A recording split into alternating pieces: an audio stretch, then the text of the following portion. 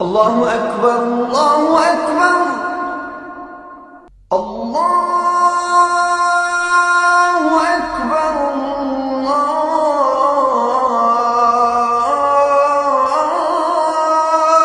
أكبر أشهد أن لا إله إلا الله أشهد أن لا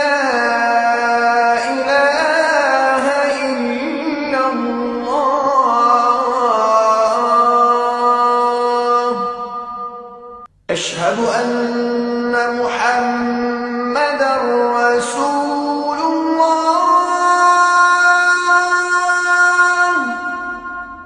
أشهد أن محمدًا رسول الله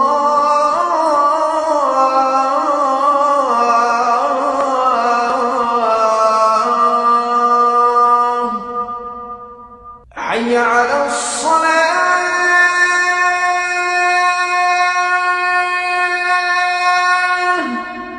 حي على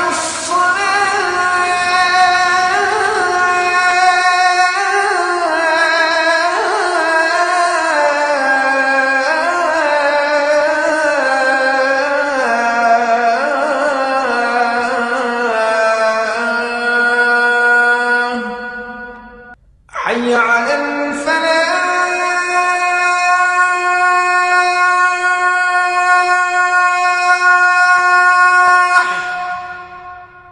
حي على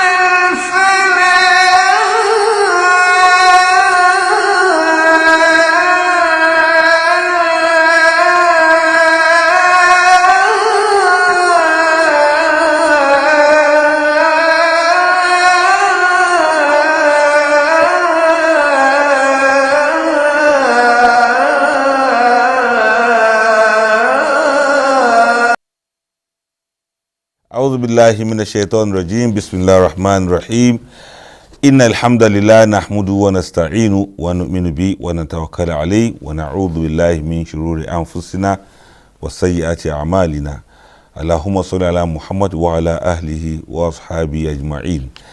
Assalamu alaikum wa rahmatullahi ta'ala wa barakatuh. Peace and blessings of Allah be upon all of us. It's another beautiful morning in the month of Ramadan. We thank Almighty Allah who has who granted us the grace to begin the Ramadan, and we are here so far so good, and the month is moving on very, very fast. Fast forward, perhaps. That's why it's called the month of fasting. We thank Allah for all we have been able to do so far, and we pray Allah should help us to see the month to the end, and may Allah grant us the best of reward in this month of Ramadan and answer our prayers. My name is Abdul Fattah Adeyemi, and I want to sincerely welcome you to our program this morning, which is Sahur Live, reaching you from NTA. And please also join me to welcome Sheikh Tajidun Adigun to the house. Assalamu alaikum wa barakatuh. And we have our Sheikh Imam Fuad Adeyemi with us also in the house. Assalamu alaikum wa barakatuh. MashaAllah, ahlan bikum. May Allah reward you abundantly. And may Allah answer your prayers that you make for all of us, that you make for yourselves, and the ones you make for our great nation, Nigeria. May Allah bless you to our Imam and Sheikh. Now, here we want to quickly look at what we have for us on today's program. And we have the usuals, and we have some other extra discussions to hold as the program progresses. We shall recite the glorious Quran like we normally do, and we are still reciting Surah Yusuf. We learned quite a number of lessons from that surah yesterday, and hopefully today we still have a lot more to learn. Surah Yusuf is chapter 12 of the glorious Quran. So stay tuned as Aisha Bakr Siddiq leads us in that recitation, which is going to be followed by translation of the portion recited to be done by Sheikh Abubakar Siddiq. And we are going to have the tafsir segment within that same recitation. We have Sheikh Tajuddin and Imam Fuad. They are here to give us some tafsir of the portion to be recited. We have our Nasiha segment of today also. It's to be taken by Sheikh Imam Abdurrahman Ahmad. He'll be talking about upholding Islamic values beyond Ramadan, and that is, the Ramadan is a time of training, and after Ramadan, what next? That is what that segment is going to be all about, to be led by Imam Abdurrahman Ahmad. Afterwards, we have Deen and Dunya, the talk show for the young people, and they continue from where they left it off yesterday. Living with the Glorious Quran will also come. We have Sheikh Abubakar Siddiq, the exegete, the Emir of Tafsir, will also explain some concepts and terms that we need to abide by and apply in our daily lives. We are going to have Technology and Culture. Engineer Jibril Ibrahim is around to lead us in that segment. And we have Al-Habibiyya time, where we learn some of the practical ways of nation building, especially when it comes to instilling the core values for national development. After all that, we shall have the quiz segment coming up, where we learn and we have fun at the same time. The best way to enjoy this program is to join us personally without sending someone to watch on your behalf. So let us do this together like we normally do. But first, we recite the Glorious Quran, where we have honey for our hearts. Stay tuned, because this is Sahur Live on NTA. Assalamu alaikum wa rahmatullahi. Allah.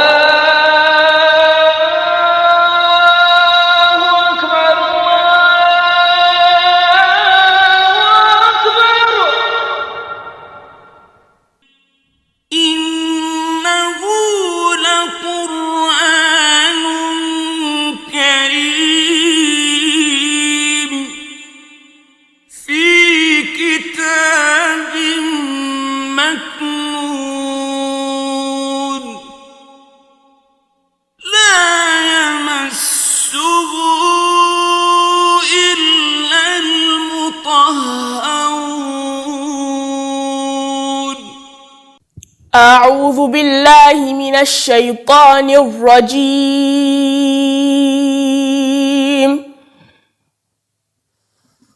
بسم الله الرحمن الرحيم.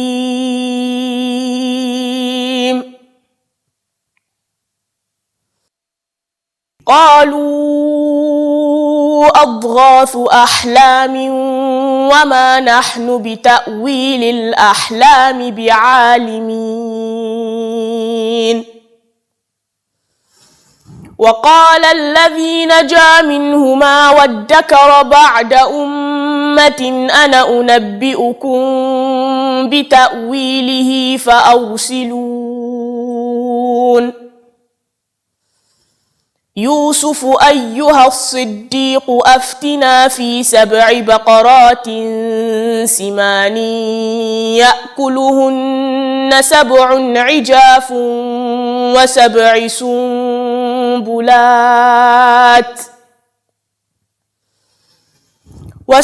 سنبلات خضر وأخر يابسات لعلي أرجع إلى الناس لعلهم يعلمون.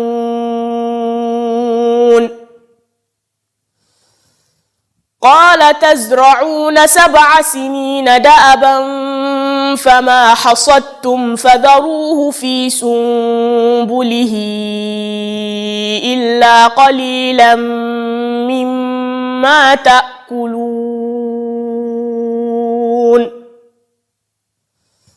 ثم يأتي من بعد ذلك 7 شداد يأكلن ما قدمتم لهن إلا قليلا مما تحصنون. ثم يأتي من بعد ذلك عام فيه يغاث الناس وفيه يعصرون. وقال الملك ائتوني به. فلما جاءه الرسول قال ارجع إلى ربك فاسأله ما بال النسوة اللاتي قطعن أيديهن إن ربي بكيدهن عليم. قال ما خطبكن إذ راوتن يوسف عن نفسه قلن حاش لله ما علمنا عليه من سوء. قالت امرأة العزيز الآن حصحص الحق أنا راودته عن نفسه وإنه لمن الصادقين. ذلك ليعلم أني لم أخنه بالغيب وأن الله لا يهدي كيد الخائنين.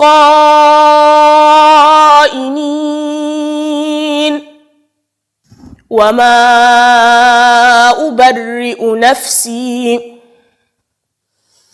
إن النفس لأمارة بالسوء إلا ما رحم ربي إن ربي غفور رحيم.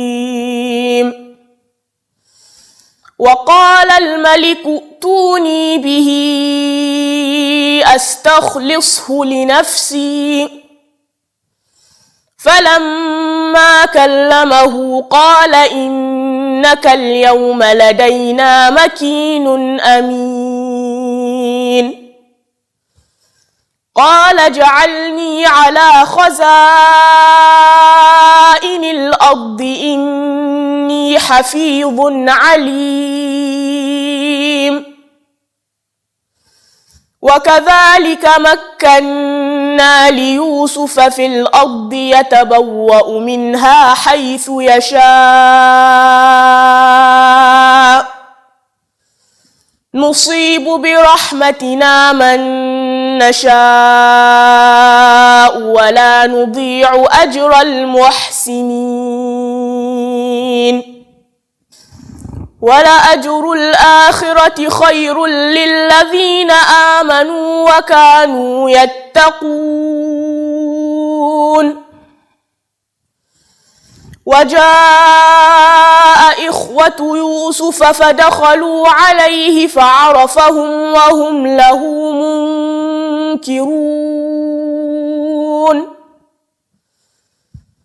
ولما جهزهم بجهازهم قال ائتوني بأخ لكم من أبيكم ألا ترون أني أوفي الكيل وأنا خير المنزلين. فإن لم تأتوني به فلا كيل لكم عندي ولا تقربون. قالوا سنراود عنه أباه وإنا لفاعلون. وقال لفتيانه اجعلوا بضاعتهم في رحالهم لعلهم يعرفونها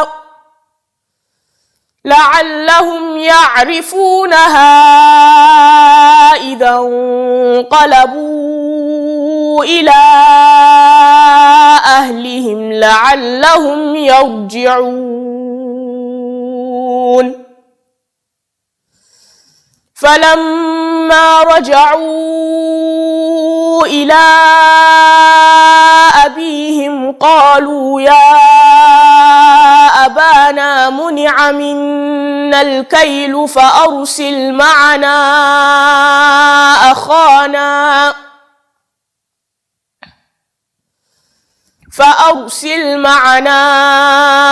أخانا نكتل وإنا له لحافظون. صدق الله العظيم.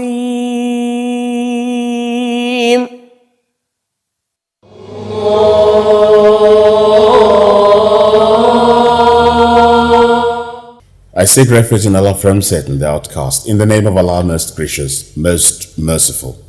They answered, this is one of the most involved and confusing of dreams, and we have no deep knowledge of the real meaning of dreams. At that, the one of the two erstwhile prisoners who had been saved, and who suddenly remembered Joseph after all that time, spoke thus, it is I who can inform you of the real meaning of this dream, so let me go in search of it.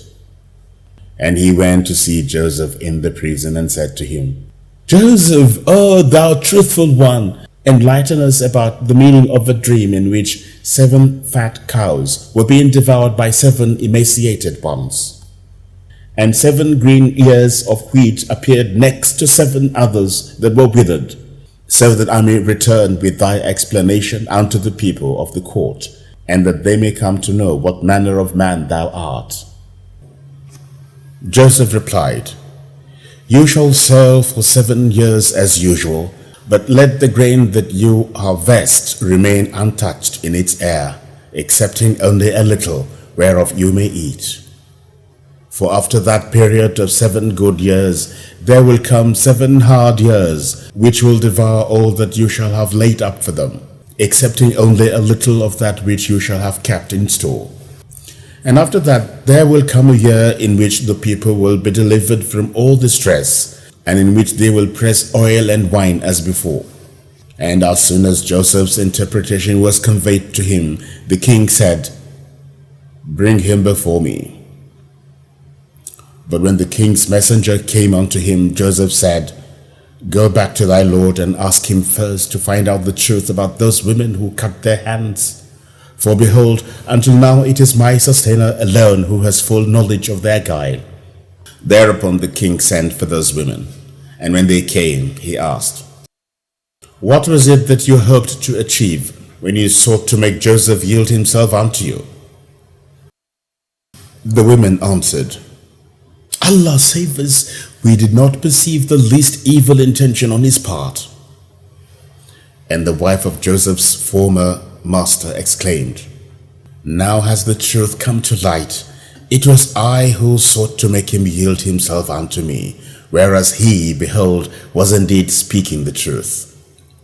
When Joseph learned about what happened, he said, I asked for this so that my former master might know that I did not betray him behind his back, and that Allah does not bless with his guidance the artful schemes of those who betray their trust.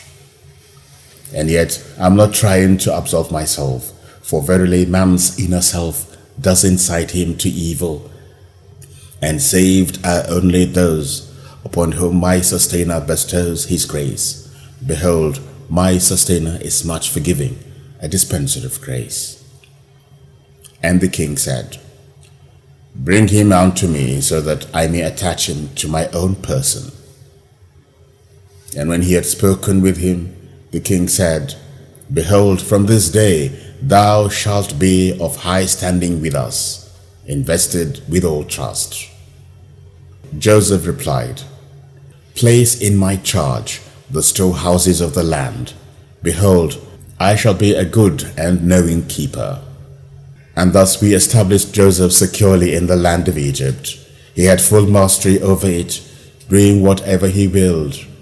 Thus do we cause our grace to alight upon whomever we will, and we do not fail to requite the doers of good. But in the eyes of those who have attained to faith and have always been conscious of us, a reward in the life to come is a far greater good than any reward in this world. And after some years, Joseph's brothers came to Egypt and presented themselves before him, and he knew them at once, whereas they did not recognize him. And when he had provided them with their provisions, he said, when you come here next, bring unto me that brother of yours from your father's side. Do you not see that I have given you full measure, and have been the best of hosts? But if you do not bring him unto me, you shall never again receive a single measure of grain from me. nor shall you be allowed to come near me. They answered, We shall try to persuade his father to part with him, and verily we shall do our utmost. And Joseph said to his servants, Place their merchandise in their camel packs, so that they may find it there when they come home, and hence be the more eager to return. And so when they returned to their father, Joseph's brothers said, Oh, our father, all grain is to be withheld from us in the future, unless we bring Benjamin with us.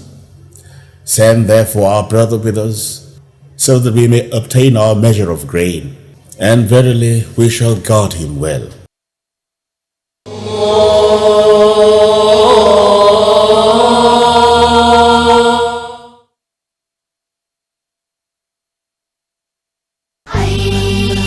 Are you thinking of how to maximize your reward in this blessed month by extending a helping hand to the less privileged? Ramadan Link is the program for you. Ramadan Link is a live interactive program designed to serve as a link between the donors and the recipient. You can always join us daily at these times on NTA Channel 5 Abuja, the Unity station, for very interesting sessions. Ramadan Link, a pathway to Jannah. يا حي يا الله يا قيوم يا الله. The glorious month of Ramadan is here again. And your darling station, NTA Channel 5 Abuja, is poised to bring to you your favorite program, Sahur Live on NTA. Our team of erudite scholars are ever ready to provide insightful analysis into the religion. Come and maximize your reward by partnering with us on the program, which runs 4 to 6:30 a.m. daily, by donating generously to a success of this year's edition. For sponsorship, donation and inquiries, contact the General Manager, NTA Channel 5 Abuja, Old Parade Ground, Area 10, Garki, Abuja. You can also contact the following telephone numbers: 090-3265-7305, 070-3424-3412, 080-3568-8394. May Allah reward you abundantly as you contribute. Sahur Live on NTA, your indispensable companion in Ramadan.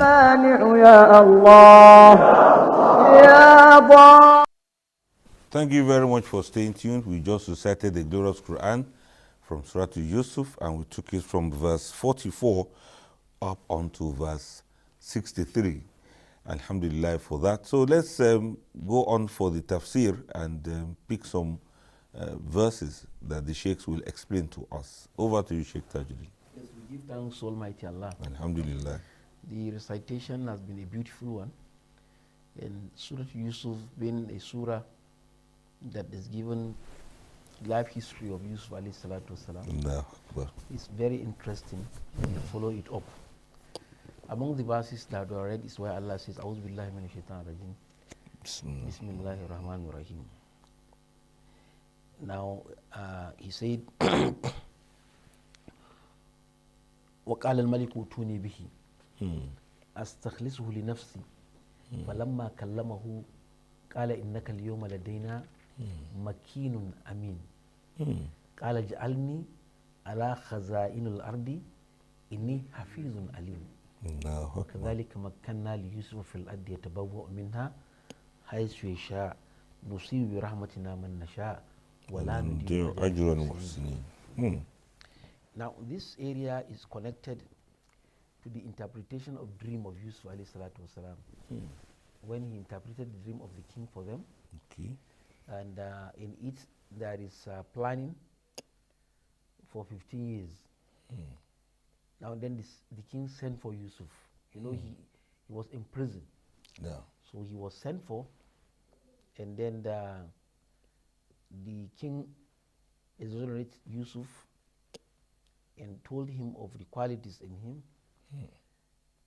And the king requested Yusuf to be attached to him. أستخلصه لنفسي فلما كلمه قال إنك اليوم لدينا مكين أمين.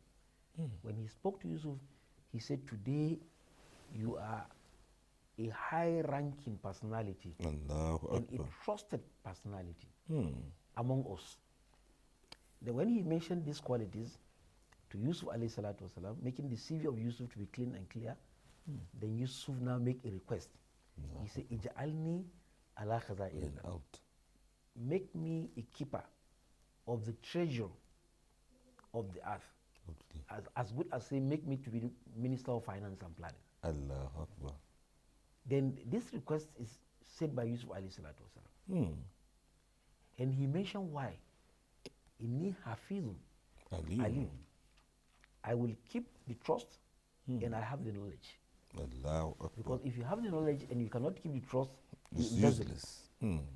If you don't have the knowledge and you want to keep the trust, you mismanage.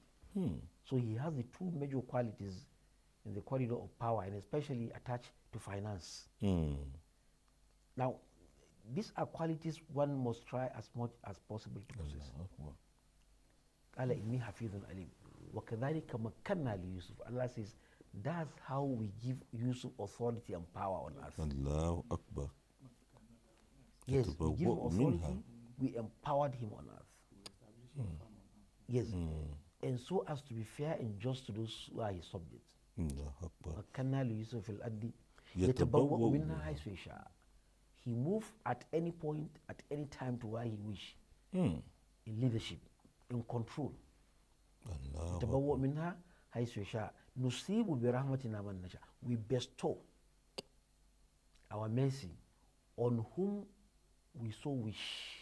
It is Allah's selection for some people to be in corridor of power, some to be knowledgeable, some to be having children. All these are done by Allah. برحمتنا من نشاء ولا نضيع أجر المحسنين. You will never and ever, Allah is saying this to us, you will never oppress or deny those who are good. Allah is going to compensate them if He so wish from this world and compensate them in the hereafter. Allahu Akbar. May Allah assist us. Ameen. Thank you very much. To be able to guard and to be knowledgeable. Those are some of the qualities of good leadership. Alhamdulillah. Yeah, Imam Fuad, let's hear from you too. Well, alhamdulillah. Let me quickly sum it up the verses where Sayyidina Yusuf explained the dream of the king.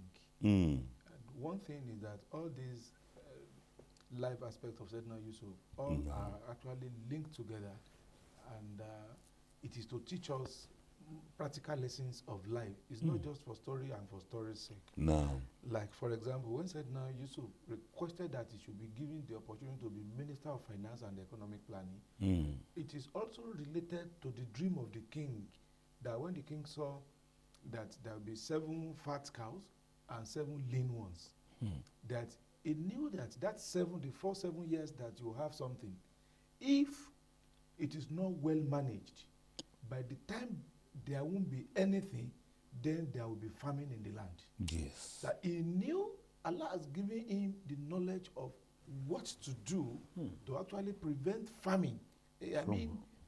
Lack of, to prevent hunger. He now asked the king that, please, let me be in charge. He did not reveal it to them because he knew what will happen based on the dream of the king. So that he has now put in place an effort to stop or to prevent the hardship that will follow the 7 years of non-availability of food. And alhamdulillah, these are qualities of leaders and leadership itself, that when somebody is given a position, you should be able to give him the right position, not because you want him or you don't want. And perhaps somebody said, I can do this. Let me give you an example of a banker in Nigeria. He wrote exams and did not perform well. He went straight to the MD.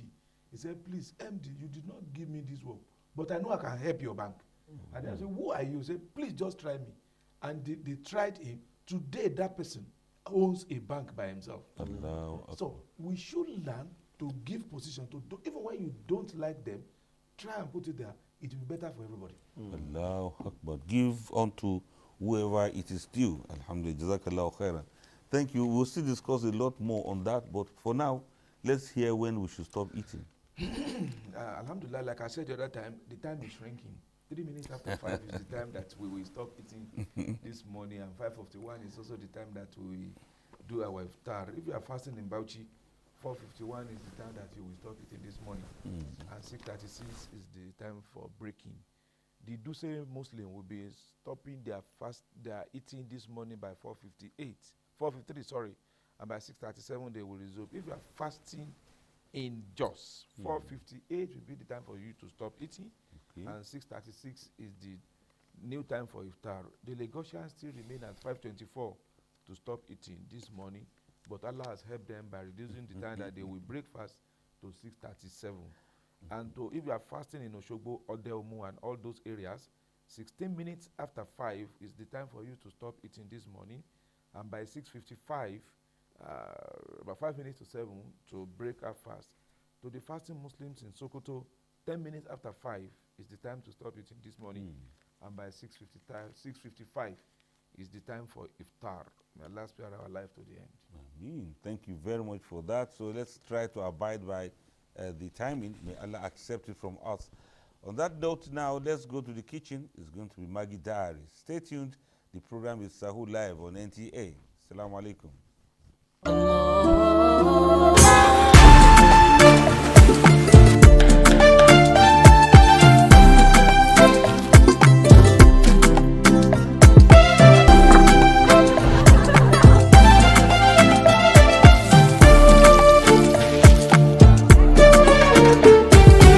Welcome to a brand new season of Maggie Diaries.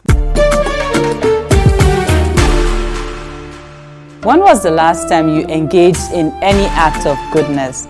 Perhaps you just remembered, oh, I want to be kind today to someone. Ina so in faranta ma wani rai, ina so in samu wasu in faranta musu ransu, in yi musu wani abin da zai sa su ji daɗin rayuwansu. It's Ramadan, lokaci ne mai albarka, lokaci ne mai falala. This is the best time for you to engage in so many acts of goodness. Assalamu alaikum and welcome to another exciting episode of your favorite show, Maggie Diaries, a show where we bring you amazing recipes this Ramadan. I am Asma Gambo, your host for today. Today I'll be making flatbread with some chicken stir fry. Na san by now da kun san cewa ina son chicken sosai, ina son kaza sosai. All right, I'll see you when I get back. Mun haife ki, mun tarbiyyatar da ki, mun ilimantar da ki, yanzu kuma za ki zama bango a rayuwar wayansu.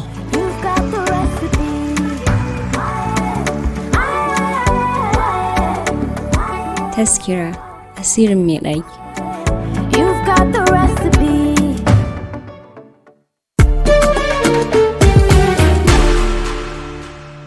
A lot of eating goes on during Ramadan. Abinci daga iftar har zuwa sahur ɗauko. So it is very important cewa we know what we eat. For today, my flatbread, I enjoy making things by myself. Ka da dai ka yi da kanka, ka dafa abincinka da kanka. Yau za mu yi flatbread. Ya kamata a ce mu iya duk irin wa'annan abubuwan. Wani lokaci za mu siya biredi daga waje baka sanya aka yi ba, an cika siga ba a cika siga ba. To yau dai za ku gane kuma za ki yi da kanki. So I have here just basic ingredients, nothing too fancy, just abin da za ki iya shiga kasuwa ki siya abinki shikenan. Bum bum nan da nan an gama. So I have my flour here, da ɗan siga kaɗan, sai kuma yeast ɗinki. Of course, da ɗan warm water, ruwanmu. So let's get mixing. My hands are washed. It's very important to stay clean, right? Let's do this.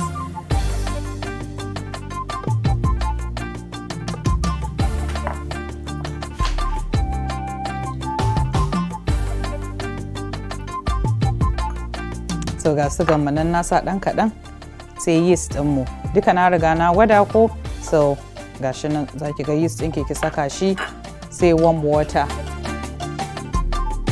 And I'm going to mix it now.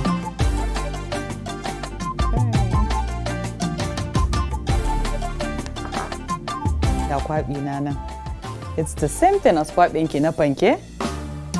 You just cook it differently. Wannan yanzu idan kika gama kwaba shi hakan nan, when it's done, when it's mixed, you don't have to deep fry it. A lot of frying goes on during Ramadan, especially for iftar meals. So muna ganin kaman cewa a'a idan bamu soya kwai ba, bamu soya dankali ba, bamu soya doya ba, gaskiya iftar din nan bata yi daɗi ba ko? So I'm going to show you a different method where you eat abinda ka san kai ka dafa da kanka. Lots of fiber, ga veggies ina, carbohydrates ɗinka a nan, kwaɓin flatbread ɗin da zamu yi, and you enjoy your meal. Alright, this looks good already. I'm going to cover this up and sa shi a cikin wuri mai ɗumi saboda yayi rising. I'll see you when I get back. Tsabar iyawata ce ta fitar da ni wajen yin masar Bauchi, wainar biki da gurasar Kano. Taskira asirin mai ɗaki. Ni ce Amina Jamil Sale.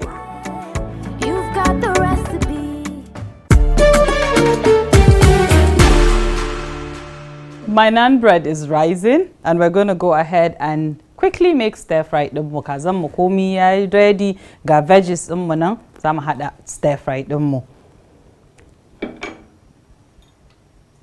Nice.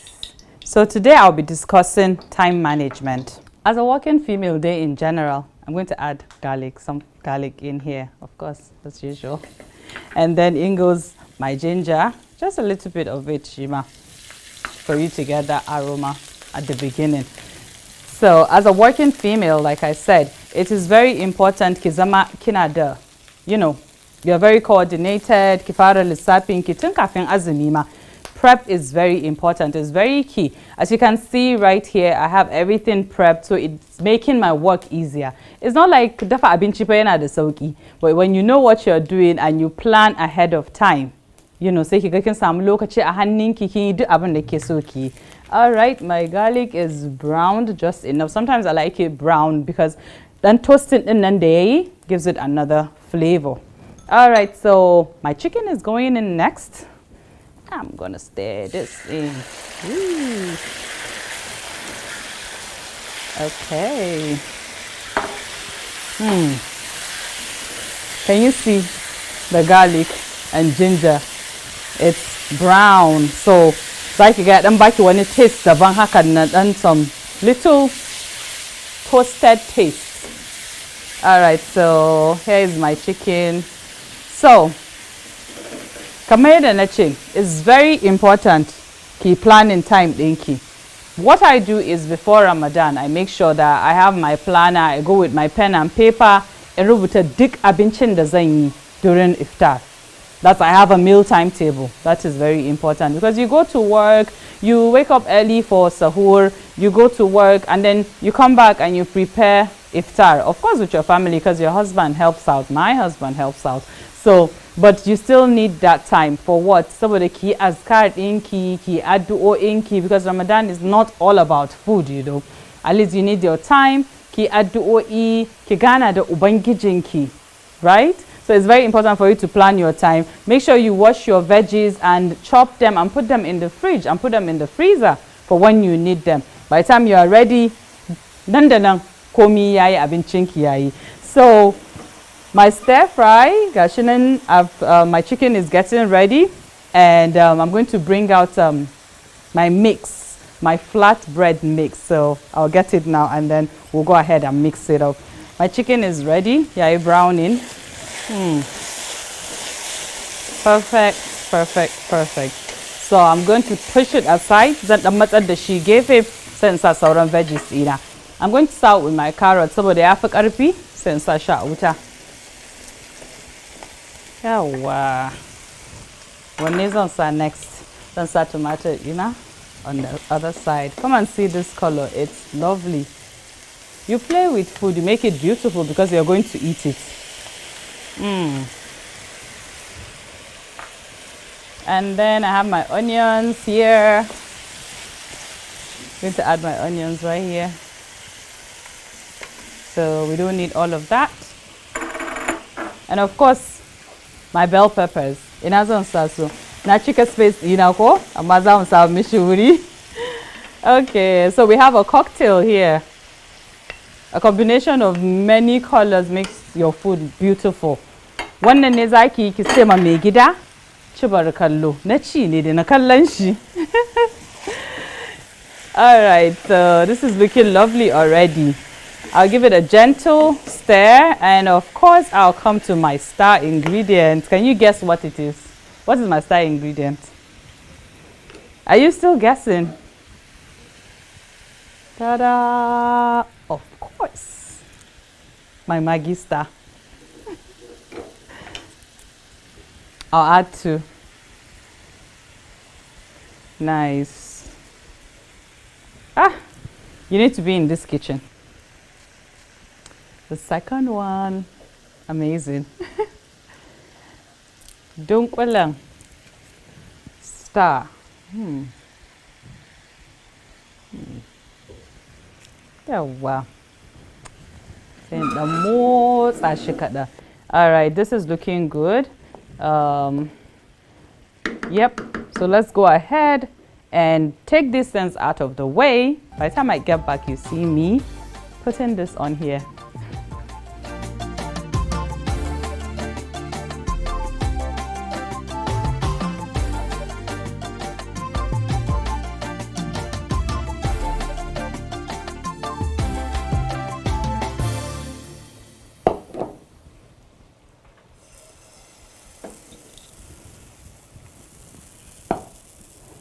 Sai ki sa hannunki a ɗan ruwa kaɗan sai ki bubbuɗe shi. Kin gani? Another option for your puff puff. Instead of pankenki da zaki yi ki kwaɓa shi and then you add a lot of oil and then you deep fry it. Kin gani? Kin cutting duka wannan yanzu nan. You are able to get your healthy flatbread that you made at home by yourself.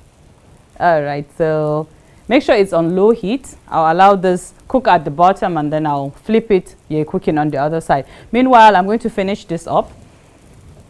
I'm adding some pepper. Just a bit of pepper.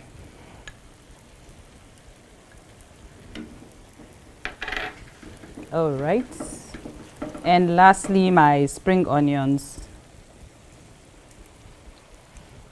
Yawa.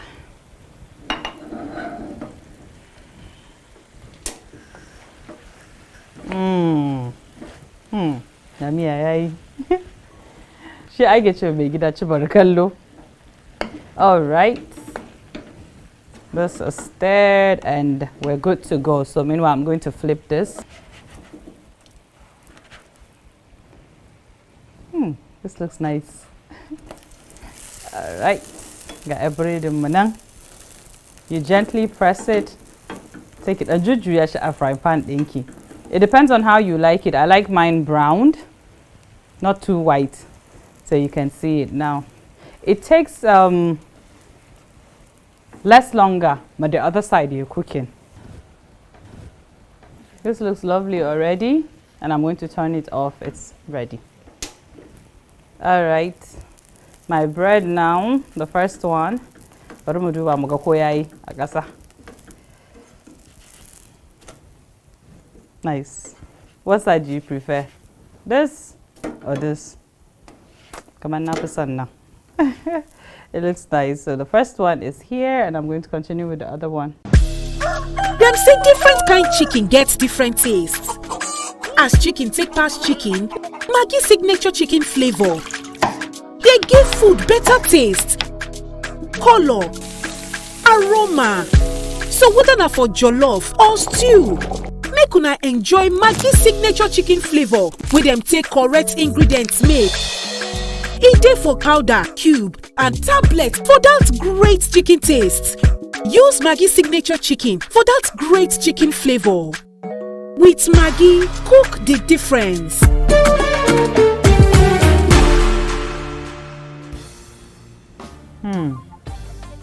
Amazing. Gashi yayi kyau abin shi. Tsap tsap. Ga stir fry ɗinki, ga flatbread ɗinki. Kika haɗa shi, ki serving ɗin shi, kalas an gama. All right. Here we go. Daɗi kan daɗi. Here we go. Wow.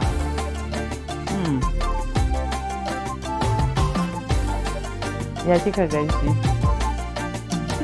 Very lovely, ko?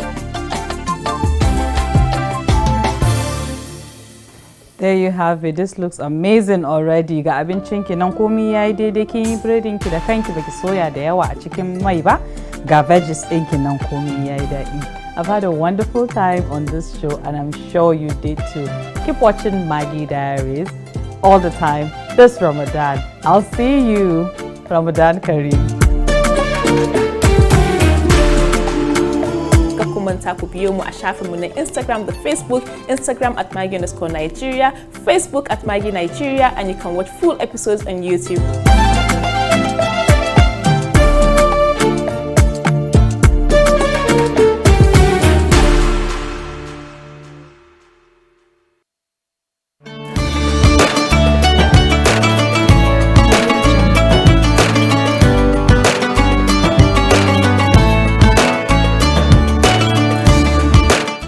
Bismillahir Rahmanir Rahim. Salatu wassalamu ala Rasulillah wa ala alihi wa ashabihi ajma'in. Amma ba'd. Assalamu alaikum wa rahmatullahi ta'ala wa barakatuh. All praise is due to Allah, the Lord of the worlds. I praise and glorify Him, and I bear witness that none deserve to be worshipped except Allah. He did not begin, He will not come to an end, and He is the Lord of incomparable majesty. And I bear witness that the leader of mankind, our leader and patron Muhammad, is the messenger of Allah and his apostle. May Allah bless him and grant him peace, including members of his household, his faithful companions, all those who follow the guidance that he brought until the day of Qiyamah. Brothers and sisters in Allah's deen, yesterday we were expectant. We were waiting earnestly for Ramadan to begin. Today we are gradually bidding the month, this auspicious month of Ramadan, farewell. How will it have been if every day were Ramadan? Not that every day could be Ramadan, but how will it have been if the benefit of Ramadan can be enjoyed every day of the year? And it could be, you could save enough. Of course, this is a generation that must know about saving. Of course, we are very, we have learnt, the habit of saving. No one, when you have a cell phone, you will know how to save, because power supply is very epileptic, and virtually everyone has a power bank. You know how to manage the charge. This is the month of recharging our souls, recharging our bodies, servicing our relationship with our Creator, recreating our loyalty to Allah subhanahu wa ta'ala, renewing our vows, elevating our souls.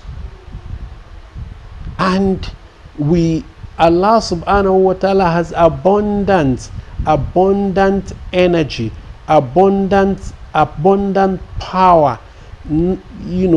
Nobody can exhaust it. There is tremendous amount of mercy, inexhaustible mercy. The mercy of Allah cannot be exhausted any time, but this is a time when the mercy of Allah is even multiplied, and there is no limit to it. For instance, ordinarily outside Ramadan, every good deed has a minimum of 10 rewards. Every good deed that you do has a minimum of 10 rewards. In the month of Ramadan, it is multiple. The fasting in the month of Ramadan itself is the reward is unquantifiable. All of these must not be frizzled. It must not be wasted. It can be stored. It can be consolidated upon. You can continue to benefit from the good deeds that you have stored up in the month of Ramadan, even after Ramadan. So today, we want to look at how we can continue to be in Ramadan mood and enjoy Ramadan benefit even after the month of Ramadan. Brothers and sisters in Allah's deen, it starts from the quality of your intention and the quality of your fast. It must your fasting in the month of Ramadan must be high quality. It must be high grade to attract highest possible reward. Don't just be content with 10 when you can earn multiples of 10. Don't be content with just the month of Ramadan. Store something from this benefit that you can always benefit from after Ramadan. Store enough of forgiveness, store that such that Allah will not add enough of the rida, the ridwan of Allah, the favor of Allah, such that Allah will not be displeased with you ever after again. Never again will Allah be displeased with you when you store enough of the pleasure of Allah. Store enough of the mercy of Allah, such that Allah subhanahu wa ta'ala will never withdraw the mercy from you again. I say it starts from the quality of intention and the quality of the action in Ramadan, quality of your salat, quality of your qiyam, quality of your sadaqah, quality of your relationship with fellow human beings, quality of your relationship with those that are not even humans, animals, the planet, and so on and so forth. One very important thing that I want to urge you is, I know you have so many grudges. You even have grudges against yourself, your person. Will you carry grudges into Ramadan and you are desirous of the mercy of Allah? Just think about this. You have a lot of baggage, a lot of very terrible negative baggages. Are you carrying all this in Ramadan, into Ramadan, and through Ramadan and beyond it, when Allah subhanahu wa ta'ala, your Lord, has promised to relieve you of baggages? Will you not surrender sincerely to Him in obedience? Particularly, look at these things. The Prophet ﷺ said, من لم يدع قول الزور والعمل به والجهل ليس لله حاجة في أن تضع طعامه وشرابه. من لم يدع قول الزور, whoever will not leave vain talk, like lying, like slandering, like backbiting, like bearing false witness, all of the evils of the tongue, whoever will not go away from these in Ramadan, whoever will not caution himself or herself what you say, what you listen to, and so if you not caution yourself, and from behaving in a very stupid and unbecoming manner, then Allah does not need the fact that you refuse, you abstain from food and drink. It means whoever will not be restrained, whoever will not have sufficient self-discipline, even in the month of Ramadan, then will not benefit from Ramadan itself, talk less of benefiting from after Ramadan. Whoever will only be worshippers of Ramadan and not worshippers of Allah, whoever is not already in the mood for Ramadan now, that is before the month, if you have not been in the mood for Ramadan from Rajab, from Sha'ban, and even right now You are just fasting as a matter of routine, so that people will not say you are not fasting and you are not a Muslim. Then there is no way you can benefit from Ramadan.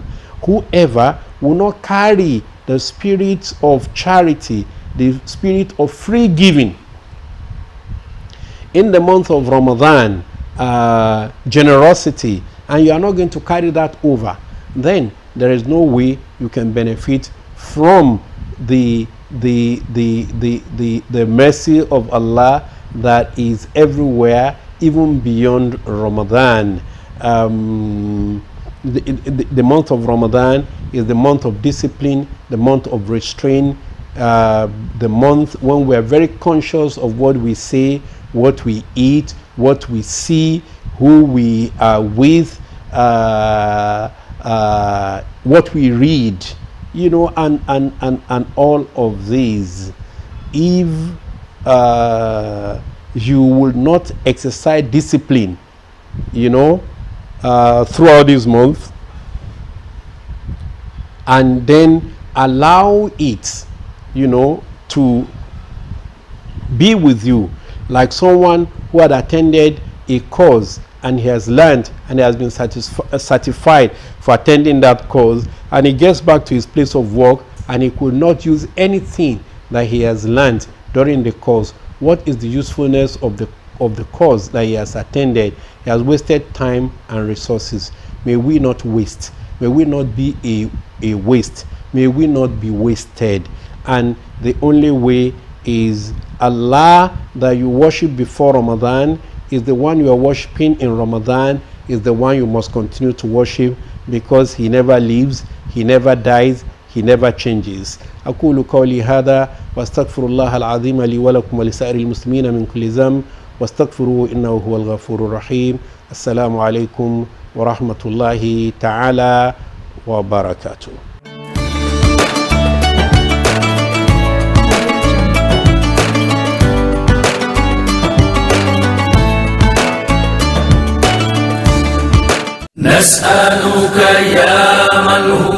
Build a home for yourself in paradise. Whoever builds a mosque for the sake of Allah, like a sparrow's nest or even smaller, Allah will build for him a house in paradise. Ibn Majah. Are you thinking of building a home for yourself in paradise? The International Halal Family Center is offering you a golden opportunity of doing so. The International Halal Family Center's Mosque and Da'wah Center, a project of the Islamic Family Foundation, offers every conscious believer unique avenue to own a home in paradise through your contributions to these lofty projects. The center, which is located on a 2.3 hectares in Wasa district, Abuja, is kicking off with the masjid and Da'wah center. The over 2,000 capacity masjid will not only serve as the Jum'at mosque for the community, it will equally serve as a rallying point for our brethren in the district. Be a part of this worthy cause by donating generously to the mosque project. All donations should be sent to the project's account number, Islamic Family Foundation, Sterling Bank, account number 050-07-49-145, domiciliary account 050-07-49-176. For further inquiries, contact us on 080-3317-5075, 080-3304-1888 or 080-5195-6010. May Allah reward you abundantly as you build a home for yourself in Jannah through this initiative.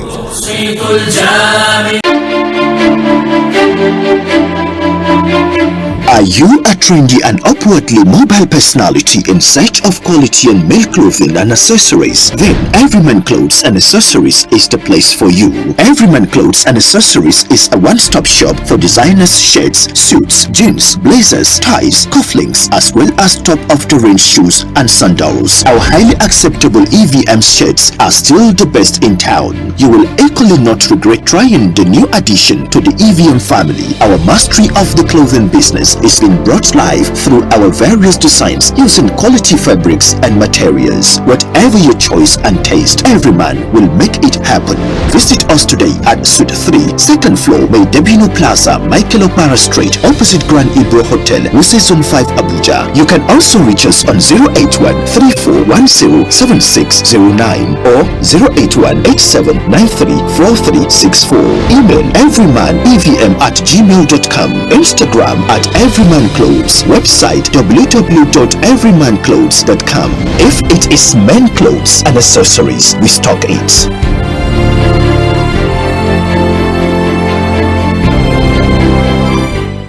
For 10 years now, the Islamic Leadership Academy Kuje is keeping to its words of instilling knowledge, leadership and piety. Our standards and values of molding a total child has grown with modern state-of-the-art facilities for learning. The story of academic excellence in the last 1 decade explains the success our present and former students are making in Islam and global spheres of life. The Islamic Leadership Academy has grown in leaps and bounds to establish an endowment fund through the PTA to cater for indigent pupils and students, particularly orphans, as well as the establishment of Old Students Association that keeps the relationship among the former students and their alma mater. Islamic Leadership Academy's serene and conducive environment for teaching and learning enterprise remains unbeatable with regular power supply and a standby generator. Enroll your child today at the Islamic Leadership Academy, where their educational development is guaranteed with dedicated and vibrant teaching staff qualified in their respective fields. Check out our incorporation of our exclusive Tahfizul Quran into conventional classes that is yielding results, participation in competition and extracurricular activities that develop skills, as well as a well-secured environment with 24-hour security surveillance. The institution has upgraded by establishing a health institution known as Ila College of Health Technology, Kuje, Abuja. For more inquiries, call 080-3585-2562, 080-5600-7096. Islamic Leadership Academy, knowledge, piety, and leadership.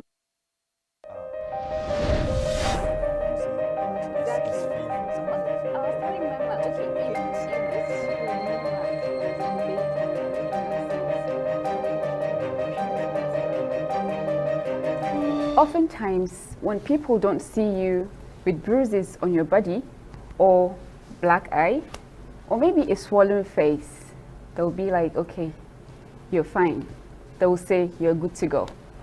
People are always in denial of the existence of emotional and psychological abuse. Sometimes these things are not even visible because they come in different forms. Abuse can be in different forms. Sometimes it can be manipulation, sometimes maybe narcissistic behavior from people, or from people that would like to feed their insecurities. Assalamu alaikum wa rahmatullahi wa barakatuh. Welcome to the show Deen and Dunya. This is a program where we talk about issues that we see around, issues that people don't find it comfortable to talk about them.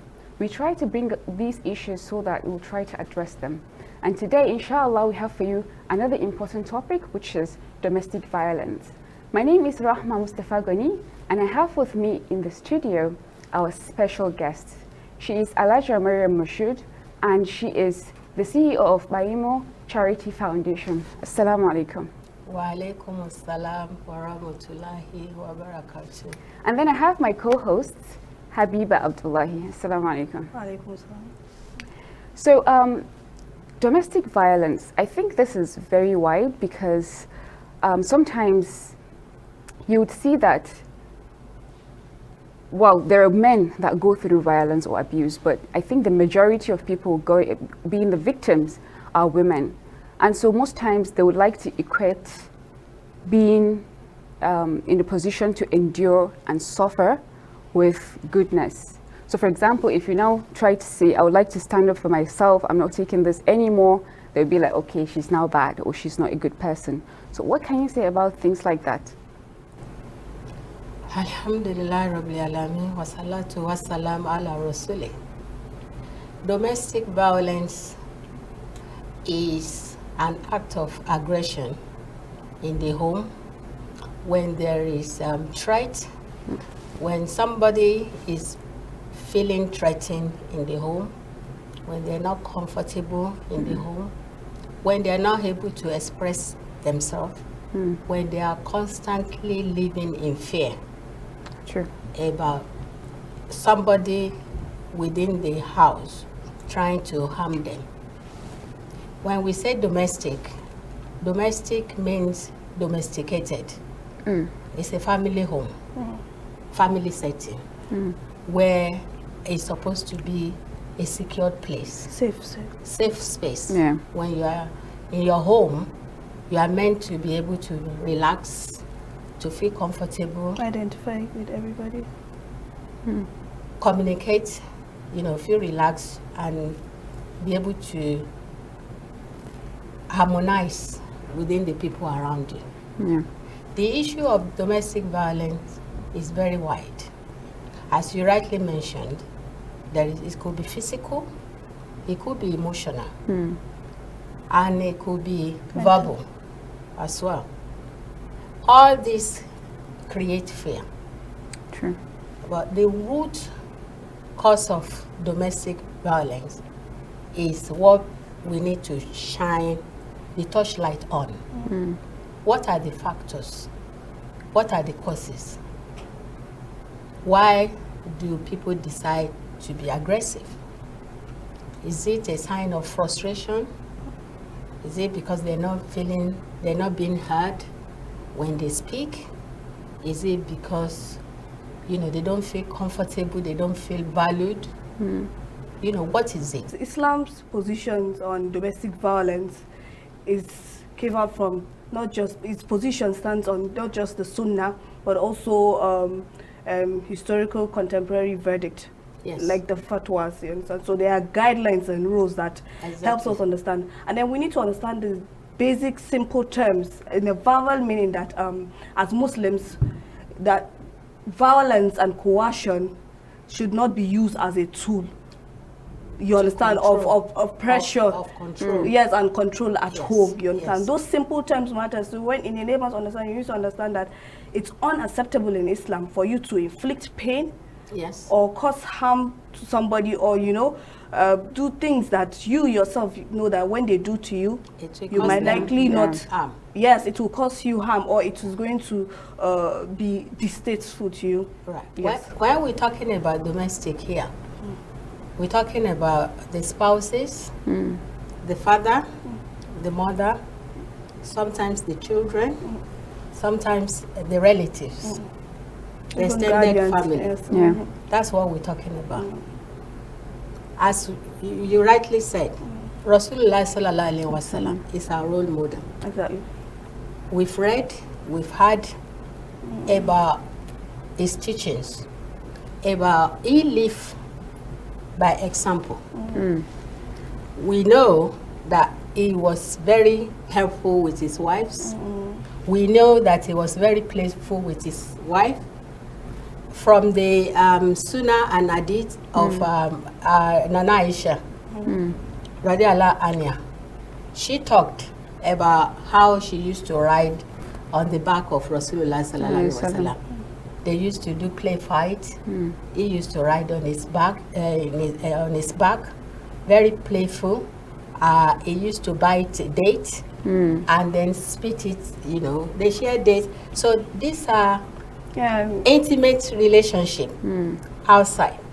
We've heard about the way he treated his children, the daughters, with the wives' relatives, the community, his companions, the Sahaba, the whole community, even to the people that were causing him harm. There was a story of a lady who usually puts rubbish on the path of Rasulullah sallallahu alaihi wasallam when he's going to the mosque. But he didn't get hungry. He was always peaceful. So where did this come from? We have the examples, all these examples of the Prophet ﷺ. Yes. But the thing is, nowadays, even if a man picks a wife, now they would say she'll have to be docile. She'll have to keep quiet. Whatever it is that he's going to throw on her, she'll just have to take it. What we know is an assumption. That is not in our Sunnah. That is not in the Holy Quran. There is no companionship. It's not in the Sunnah. It's not the way of the prophets. No, ideally, some of these things are sanctioned by cultural practices. So there is no way that Islam would permit you to commit harm in its. There are lots of things that we are mixing into the pot. Exactly. Cultural practices, Islam is totally different. Any culture that is in conflict, that goes against the teaching of Islam is abhorrent. Yes. So people should stop mixing it up. Our community should follow the guidance of the Sunnah and the fatwas. In there, it did say the man is the head of his household. We all have responsibility. Women of the house have responsibility. The man has responsibility. There's no competition between the two. There shouldn't be any because competition. even from the beginning of creation, From the beginning of the creation, the role of the man is clearly stated. But let's not forget, as the protector of the whole household, of the family. But I also of like the wife. us not to forget that sometimes domestic violence is not just about the husband and wife. The children too. They're all forms of abuse, especially now in the 21st century. We are at terrible times that unimaginable, unscrupulous things happen in our society, everyday life, you understand? Sexual abuse, mental abuse, you know, even people that you think would never cause harm to you, maybe your brothers or your sisters or your aunties, people that are the closest to you, your blood relation, you find yourself in a position where they don't do right by you. As Muslims, we have to follow the Sunnah. We have to follow the guidance of our holy books. We have to follow the guidance of Rasulullah sallallahu alaihi wasallam and the other prophets too. It clearly says that the family unit, we are all responsible for ourselves. The parents should provide secure home environment, should provide warmth, clothing, security. The woman too should provide secured home, nourishment, good environment. The children, it's a teamwork. It's a teamwork. We all have to play our part. Most of the things that we are talking about is man-made.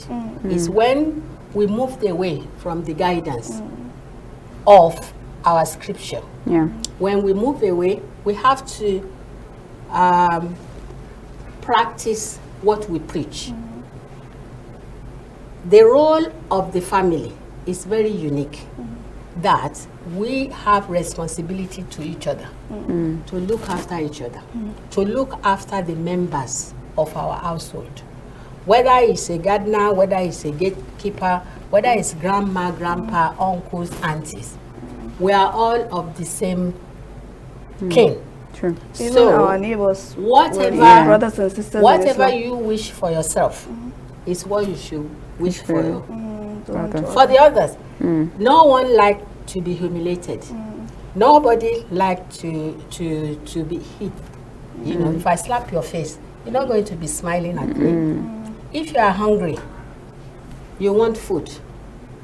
Do you understand? So it's a collective responsibility. It's a team. It's a team. So everybody has a role to play, considering that a lot of things are happening. Because we have examples of house helps being raped and maltreated over silly mistakes. We bring human beings. Who is the perpetrator? Who is the perpetrator? We as Muslim, even as human beings, he says we should show kindness to each other. You should always put smile on people's faces. Why would you want to hurt your housemate? Your housemate is members of your household. You give instruction to them. If they have failed to follow your instruction, there are ways to reprimand people. Yes. If they're not good, you can even replace them, so you don't have even to. in marital homes, when there is understanding, because I know Islam has put a landmark on how we could go about this kind of things when they're happening in marriage. You know, sometimes before you don't need to get physical. There's measures you can take that you would bridge that gap. That whatever it's going on, because we know that marriage is not a bed of roses, everything is not perfect. So at some point there will be, so air is human. Exactly. You understand? So it's a human nature to make mistakes and all that. It all depends on how we correct each other. I know of one of the teachings in the Holy Quran that says, okay, the man is one of the fatwas actually from contemporary teachings. It says, okay, when your wife does something to you that you don't like and you bring it to light, communication is important, but she does not. You could decide to say you're straying away from the bedroom. Exactly. Some of these things that would make her want to, because women are naturally you have to talk about it. Exactly. So you could take some of those measures instead of getting physical, because abusive behaviors towards... But some people actually do religious manipulation. They can use the scripture to mold it into what they want to do. Put in the parts that favors them. Let me take you out a bit.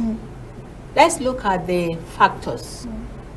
What can cause, what are the factors of domestic violence? Stress. Stress, yes. Yes. Frustration. Financial Financial. Money is always a problem. Money is always a problem. Yes, money is also a problem. What else? All these things are generational. Family disputes. Family disputes. Maybe there are cases where they don't like me. When actually you mentioned that, it reminded me of the concept of Leslie Morgan, of Crazy Love or something like that. She said, like, the abusers actually follow different stages before they strike. Like, first of all, they'll try to, shower you with love, care, support, all these things, so that you have utmost trust for them. Exactly. And then secondly, they'll try to isolate you and try to... And they show you that nobody cares for you the way they do. Then the next thing is that they'll try to now threaten you if you try to do anything or you try to leave. Then later on, they will now react, and then they will just strike and they will start beating you up. So she was telling people about her story that when she met her husband, like, he was so good to her, like he was the best person she has ever met. Then later on, he started isolating her. He even moved out of the country so that people around her might not rescue her or see the bruises on her face and all that. Then the next thing he did was he brought like 3 guns into the house, one in their car, the other one beside the bed, and the other one always with him. So he started pointing the gun at her and all that. Then later on, he started beating her up. So she was like, if maybe these people, the abusers, start showering all this love and all that, they will try to share with you a big secret that is in their part of life, so that you build that trust, and then you cannot go anywhere and you stick with them. Exactly. In a way that you keep coming back, you find yourself in this kind of love triangle, this intoxicated relationship that you think there's nothing better for you out there, so you keep coming back. All right.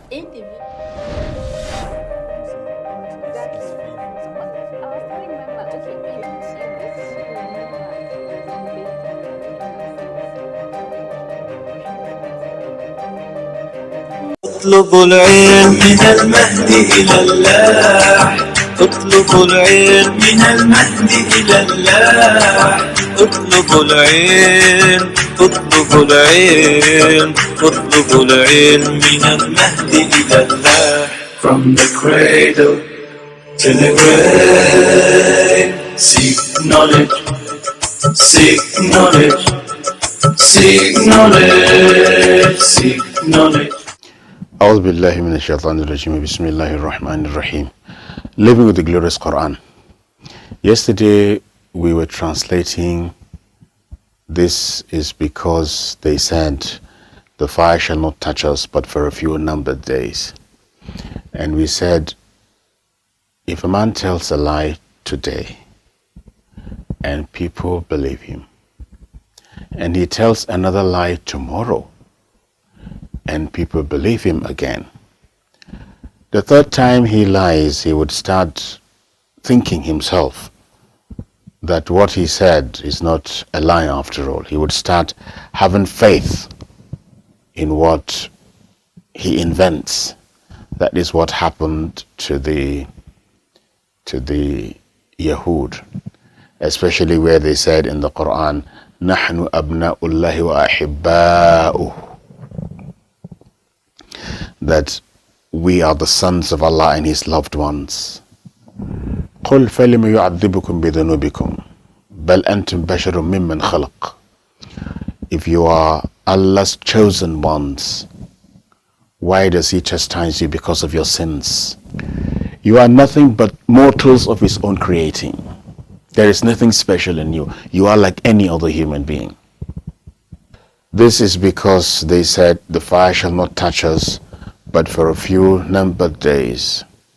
And thus the falsehood which they invented have in time caused them to betray their faith.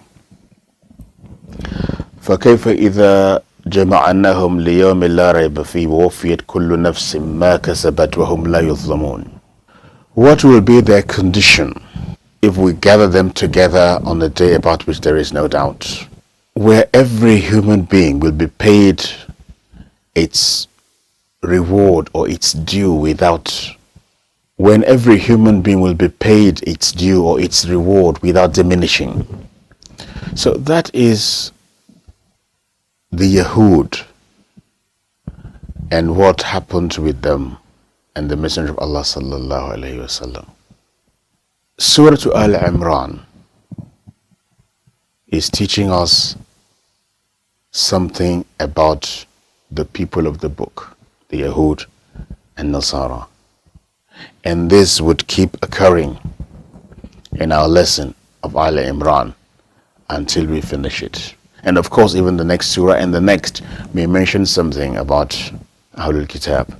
But what is important as we study Al-Imran is to always keep in mind that reason for revelation of the surah and how it started with that interfaith dialogue between the Prophet ﷺ and the Christian deputation of Najran. Now we move to verse number 26 of Al-Imran. This verse number 26 speaks about political leadership. Are we in an election year? The verse would tell us more about leadership, about seeking for it, and how Allah elevates and how Allah brings down. قُلِ اللَّهُمَّ مَالِكَ الْمُلْكِ تُؤْتِي الْمُلْكَ مَنْ تَشَاءُ وتنزع الملك ممن تشاء وتعز من تشاء وتذل من تشاء بيدك الخير إنك على كل شيء قدير. O Allah, the owner of dominion, Thou grantest kingdom or leadership to whom Thou willest, and Thou takest away kingdom or leadership or position or power from whom Thou willest. Thou exaltest whom Thou willest, and Thou debasest whom Thou willest. In Thy hand is the good, and Thou hast power over all things. Power is Allah's. He grants it to whom He wills. He takes it away from whom He wills.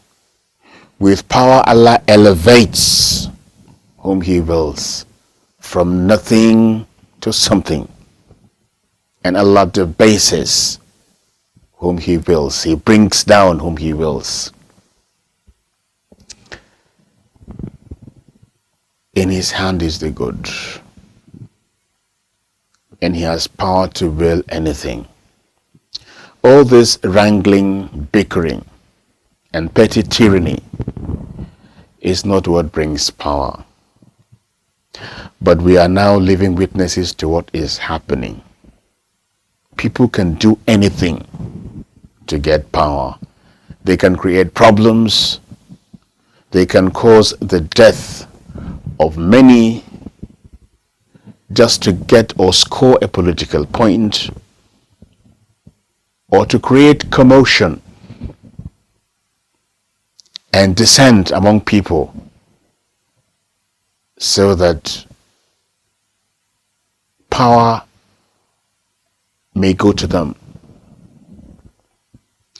There is no restriction. There is no limit. There is nothing that is unethical to those that are seeking to rule or to have power. They can do anything. And everything is legal, everything is normal, everything is okay. Our study of this verse would further explain what it is all about. Who gives power and who takes it away. And there is a very interesting phrase in the verse which we shall discuss tomorrow. To explain this verse step by step, inshallah, tomorrow we shall take this verse of power and leadership tomorrow. قُلِ اللَّهُمَّ مَالِكَ الْمُلْكِ is the point from which inshallah we will start to explain the verse tomorrow. Inshallah, when we meet tomorrow, we shall take this verse, the verse of power, step by step and explain it and see the position of power that is granted only by Allah, taken only by Allah, how Allah will elevate, how Allah will bring down, how Allah controls everything. It is not people's political sagacity or influence or money or anything that brings power, but the ultimate designer of who becomes and who does not become is Allah. That we shall see tomorrow, inshallah. Assalamu alaikum wa rahmatullahi wa barakatuh. اطلبوا العلم من المهد إلى الله اطلبوا العلم يا أيها الذين آمنوا. In the amazing community of Lube lies a proposed Islamic center where education, dawah and spreading the message of peace and purpose is being delivered and will continue to spread. Now you have a chance to support and be a part of this community. Donate and get the tremendous reward. Whatever you can give, big or small, do it from your heart. Donate today. Together, let's build our houses in Jannah. You can donate through the following payment links or pay directly to the project account. Account name: Islamic Culture and Awareness Center. Bank: Guarantee Trust Bank. Account number 0024 772629. Jazakumullahu khairan.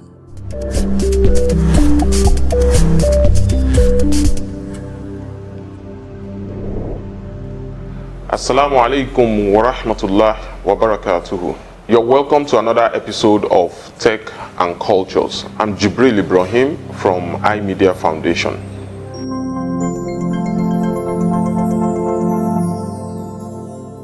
A few days ago, we appealed for funds to support the completion of a mosque in Rogun Village, the central mosque of Rogun Village. And I want to give an update on that.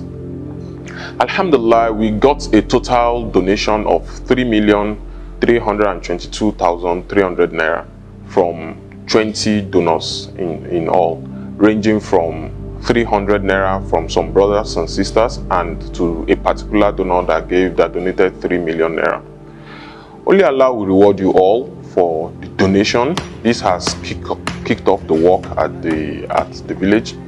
You might not know how much this means to the village, but Allah knows, and the village head and the leaders of the village head and his leadership team sends their appreciation. Amen. Amen.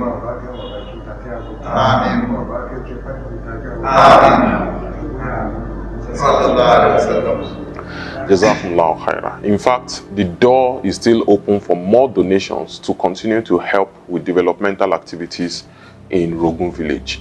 You can continue to donate through this account, and inshallah we'll continue to give updates. You can reach Aliyu on this number for inquiries and follow up on the developmental activities in Rogun Village. For today's episode, I visited a school, an Islamic school in Abuja recently, that is Foliage Academy, Abuja. They have a campus in Lugbe and another one in Katampe Extension. I visited the one at the Katampe Extension and they got the students together to make some presentation for me to see. I was quite impressed and I want to show you two of the presentations. One by the early pre-nursery school children, they call them the Rauda pupils, and then the other one by the secondary school students. Fortunately, I had a camera on hand and I decided to record and edit. I hope you like the presentation. My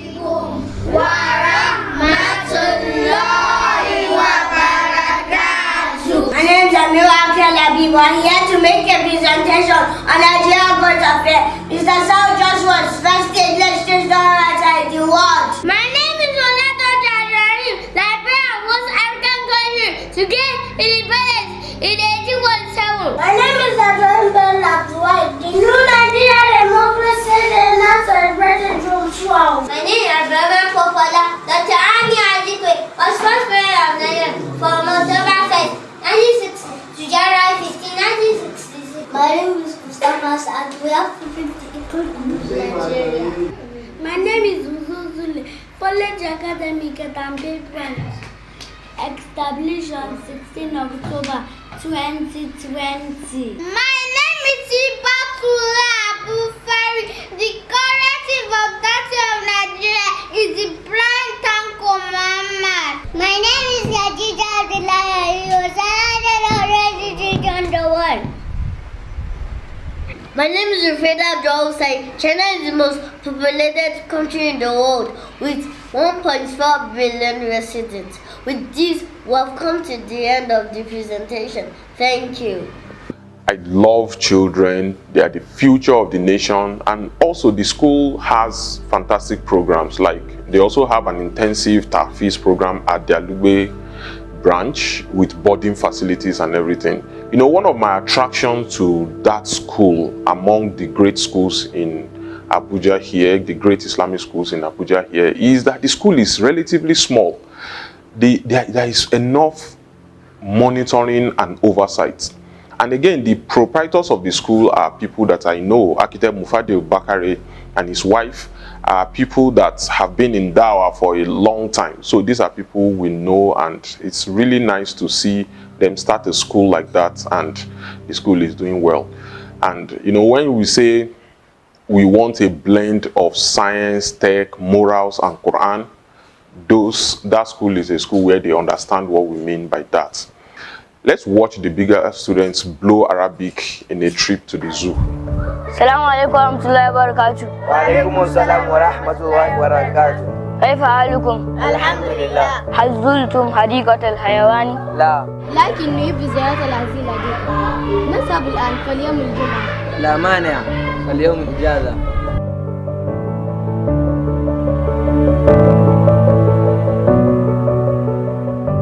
انظر هذا القصر الكبير به حمام ويمام وعصافير وببغاوات.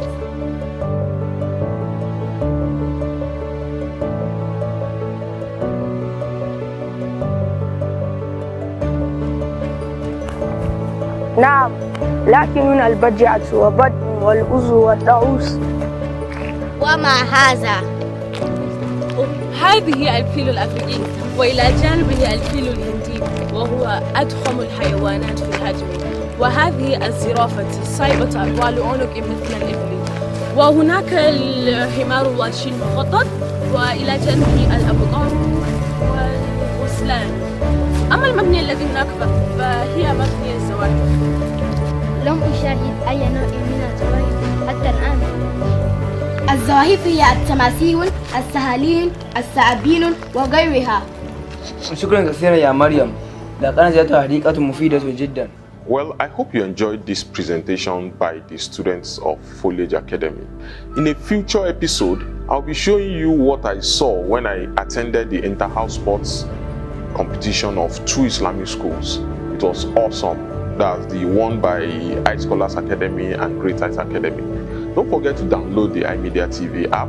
We intend to continue to populate it with a lot of children and Muslim family content. That will be all for today. I leave you with the peace and mercies of Allah. And I pray we see in the next episode.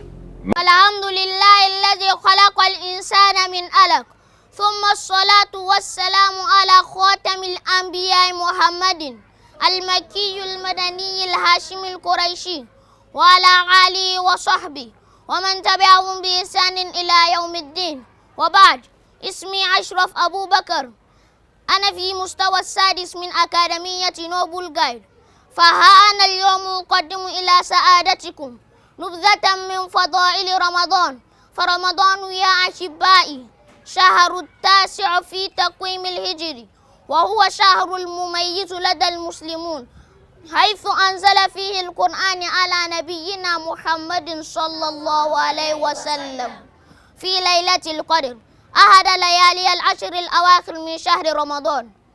فإننا الآن نواجه شهر عظيم مبارك، ألا وهو شهر رمضان، شهر الصيام والقيام، شهر العتق والغفران والصدقات والإحسان وتلاوة القرآن، شهر تفتح فيه أبواب الجنات وتضاعف فيه حسنات، شهر تجاب فيه الدعوات وترفع فيه الدرجات وتغفر فيه السيئات، شهر يجود فيه الله سبحانه على عباده بأنواع الكرامات، شهر جعل الله صيامه أحد أركان الإسلام فصامه المصطفى صلى الله عليه وسلم وأمر الناس بصيامه، وأخبر عليه الصلاة والسلام أمن صامه إيمانا واحتسابا غفر له ما تقدم من ذنبه. شهر فيه ليلة خير من 1000 شهر، من هرم خيرها فقد هرم، فاستقبلوه بالفرح والسرور. والعظيمة الصادقة على صيامه وقيامه والمسابقة الخيرات فيه، والمبادرة فيه التوبة النصوح من سائر الذنوب والسيئات، والدعوة إلى كل خير لتفوزوا بالكرامات والأجر العظيم. وفي الصيام فوائد كثيرة وحكم عظيمة، منها تطهير النفوس وتهذيبها وتزكيتها من الأخلاق السيئة كالعشر والبطر والبخل، وتعودها للأخلاق الكريمة كالحلم والصبر والجود، ومجود هذه النفس فيما يرضي الله. ومن فوائد الصوم أنه يعرف العبد نفسه وحاجته وضعف وفقره لربه، ويذكر بعظيم نعم الله عليه، ويذكر أيضا بحاجة إخوانه الفقراء والإحسان إليهم. ولقد قال الله تعالى على هذه الفوائد: أعوذ بالله من الشيطان الرجيم، بسم الله الرحمن الرحيم. يا أيها الذين آمنوا كتب عليكم الصيام كما كتب على الذين من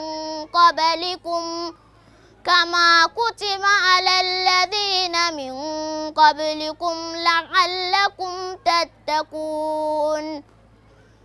إنه كتب علينا الصيام لنتقيه سبحانه، ودل ذلك على أن صيامه وسيلة للتقوى، والتقوى هي طاعة الله بفعل ما أمر وترك ما نهى عنه، عن إخلاص له عز وجل ومحبة ورغبة ورهبة، وبذلك يتقي العبد عذاب الله ورسوله. فالصيام شعب التقوى، وقد أشار النبي صلى الله عليه وسلم أن الصوم في فوائد الصوم أنه في شهر رمضان وغيره، حيث قال: يا معشر الشباب من استطاع منكم الباءة فليتزوج فإنه أغض للبصر وأحسن الفرج، ومن لم يستطع فعلي بالصوم فإنه له وجاء. فعلى هذا أقول أن الصوم جنته، فرمضان جماعات كل الخيرات. فأسأل الله أن يبلغنا رمضان ويوفقنا على ما يحب ويرضى. فصلى الله وسلم وبارك على نبي، وآخر دعوانا أن الحمد لله رب العالمين.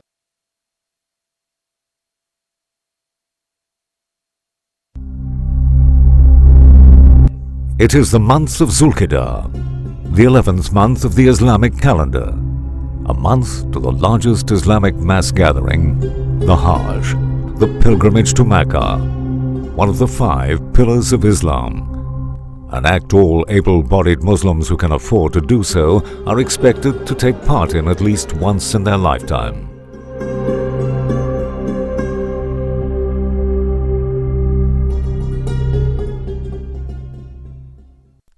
All the tents were gated with security personnel on all entrances. Admission to the secure tent area was restricted to Comorel pilgrims only. The Comorel tents, 200 meters from the Jamarat stoning area, were well equipped, featuring the finest accoutrements, including air conditioning. I must say the organizers of the tents in Mina have done a very good job to make our stay more comfortable in Mina. What have they done? New carpets were brought in. All the restrooms were completely changed. New tiles and everything, such as you would get in a very good hotel. They put in new ACs. Normally, when you go to Mina, you complain it's too hot. This time around, we complain it's too cold. And I've heard a lot of stories about the comforts people are subjected to when they are in Mina. But I will say in the case of Comorel, the comfort, the experience was comfortable. So we went on with the A+ package, and in the room, it's quite spacious, with a dual purpose furniture that serves as a seat and also as a bed. We are 5 in a room. It has good toilet, dedicated toilet for the 5, and they are able to, use their discretion to select the pilgrims that they consider will be, can live harmoniously among themselves, and they got it right. In Mina, Comorel tents were the best tents provided for African, non-Arab pilgrims. After the pilgrims were comfortably settled at Mina, the Amirul Hajj, together with the other instructors, reiterated the expectations of the day to come, the 9th day of Zulhijjah, to the pilgrims. We have to be living here to go to Arafat. It's also another train. The train of Arafat trains us ahead of the Yom Al-Qiyamah, the day of judgment. So my brothers and sisters in Islam, we must have to conduct ourselves in the best manner. We have to cultivate in us the spirit of patience. On the day of Arafah, after the Subhi prayer, the pilgrims walked a small distance to the waiting buses.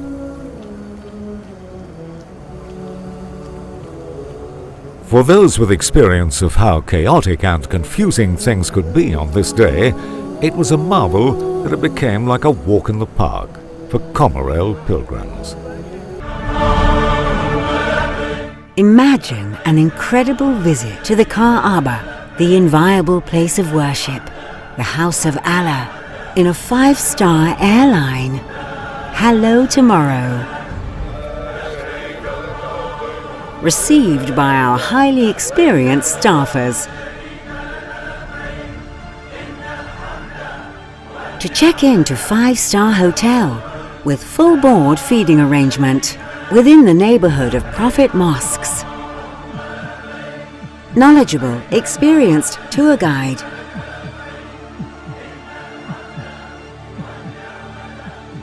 Amazing connection to Mecca. Accommodation in 5-star hotel in the vicinity of the Makam Haram, according to your means. No middleman. No stories. No disappointment. Rest assured every word is true. Welcome on board. Comorel Travels. Comfort, efficiency and reliability. Thank you very much for not going away. We are still on to Sahur Live, reaching you live from NTA. So far, so good. We thank Allah for the grace of the program and the segments that we have benefited from so far. May Almighty Allah convert it to so much more blessing for us and count it as part of our efforts to seek the face of Almighty Allah through actions and worship. We listened to the glorious Quran and we looked at the personality of Prophet Yusuf alayhi salatu wasalam. And there are so many other things that all of us will learn if we take time to recite the Quran by ourselves, and we learn from the life and experience, the travails and trials, and of course the triumphs of the prophets of Almighty Allah, including Yusuf and all of the others too. May Allah make it easy for all of us to surmount our challenges and to be successful in all that we do. So after that, we listened to Sheikh Abdurrahman Ahmad. He was talking about what happens after Ramadan, the values that we have learned in Ramadan, what happens afterwards. And I do hope that we all have gotten the hint from there. So let's back to our sheikhs in the house now. We want to look more into the matters arising from what we recited earlier on and from some other aspects of life that they want us to understand, consolidating on what is going to happen after Ramadan. May Allah let us see the end of it and let us live beyond Ramadan and witness many more. But just for a matter of advice, as we are doing all of these things we do as good deeds in Ramadan, how do we ensure that we are able to sustain these activities even after Ramadan? So we want your advice. Let me start from Sheikh Tajuddin. Many people do a lot of good things now. Are they sustainable, and how do we ensure that we are able to sustain it, preparing for that from now before Ramadan ends? Yes, we are supposed to extend the training we receive in Ramadan to Shawwal and beyond. Okay. And you can see Rasulullah Sallam also was sending a signal, a message for continuity. Okay. That's why he says in one of his ahadith, Man sama Ramadana thumma atba'ahu sittan min Shawwal kana lahu kasiyamu dahr, aw kama qala alayhi salatu wasallam. Whosoever among you that is opportune to fast the month of Ramadan, okay, that is the whole month of Ramadan, he should fast 6 days in Shawwal, which means the training continues. Allah Akbar. And by extension, all other activities that one is able to present and conduct in Ramadan supposed to be extended beyond Ramadan. And that is the essence of the taqwa, which is the certificate that you will obtain and have after Ramadan. يا أيها الذين آمنوا كتب عليكم الصيام كما كتب على الذين من قبلكم لعلكم تتقون. All you who believe, fasting has been prescribed unto you as it was prescribed on nations and generations before you, so that you gain God consciousness. Now, this God consciousness is supposed to be extended. If you are trained to be a medical personnel in the university, after your housemanship, after your NYC, for you to benefit from that knowledge, you must practice it. Yes. Either in the public hospital or in private. Where you refuse to practice it, you sit down at home reading papers. it means I will not call you useless, but it means you see. So you can see. So you need to practice. So that taqwa that you have achieved in Ramadan need to be practiced, and that is the extension, and that is the essence. When you cannot practice, when you cannot extend goodness, it means you are dull in the class, you have failed, you have not performed anything. So I advise my humble self and all of us that we must plan how to improve our lives after Ramadan. Allah Akbar. Allah Akbar. So Imam Fuad, somebody has carried a lot of wahala before Ramadan. During Ramadan too, the person is still doing the same thing. Won't somebody take advantage of this month, at least remove some of these loads of unseriousness, yes, from his life and start afresh after Ramadan? Well, that is what Ramadan has actually come to remove from us. To be able to have the other way of looking at things, yes, from God's side of things, the way we do things. But let me quickly make a comment on what Imam said. Imam has talked about individual level, but I want to look at the institutional level in continue with the goodness which we are doing the month of Ramadan. Now, we have so many Islamic organizations. They have a lot of radio programs now, and a lot of television programs. The moment Ramadan goes, that is the end of it until the next year. If I thought they cannot sustain the tempo at which it is going during Ramadan, nothing stopped them from having a weekly program at least on radio, on television. That one touches all of us that will be in this. It shouldn't be only Ramadan. I have to congratulate NTA. I remember when this type of program Sahur started in 2003, people are now saying, is it not only Ramadan? NTA, conglomeration of Muslims and Christians, they introduced a program there. I don't remember Arisala. It led to that at least we'll be having once in a week. That time we'll have what we call NTA Plus. Now, when it is in NTA Abuja, people still clamor for it that this Sahur, is it going to be only one that's only one program, and it led to what we call fundamentals of Islam. So all this is not institutionally. We should look at it and see that what have we been doing rightly in Ramadan, and what can we replicate when Ramadan goes. Those of us who are having organizations, who are in organizations, not just mosque, not just Islamic organization per se, even some organizations that have been doing something good during the month of Ramadan, it shouldn't stop when Ramadan goes. The essence why Ramadan has come to teach us that is for what we have learned to do in Ramadan, we should be able to practicalize it when Ramadan goes. So we should, those who have been sponsoring different programs, supporting someone to do it, please don't get tired. What you have done in Ramadan, Allah does not say you will not have reward outside Ramadan. Of course. It doesn't say that there is no reward there. So perhaps what you do will actually make the following Ramadan to be better and easier for everybody. Please, this should not be a one-off program. That when we do it, that is, if you open your radio and television now, there are so many Islamic programs which are good, which are excellent, which are very educative. Yes. So, but the moment it goes, everything dies down, and all those things, where are they? If you ask for other 11 months. Some scholars use YouTube, they use Instagram, they use Facebook to appear before the people and teach them about the religion, like you have said. But after Ramadan, where will all that go? So even those, that's what are even cheap to do. The sermon, all these things should be much more active on the media, other the modern media now, so that people, when you are bombarded with the right thing, definitely you tend to do the right thing small, even if you are not interested. If you are hearing it every day, every time, at a different angle, you would think small, say, okay, if this one is saying this, that one. So this one is saying the same thing. Saying the same thing. If they say 10, you will take 1. You have started.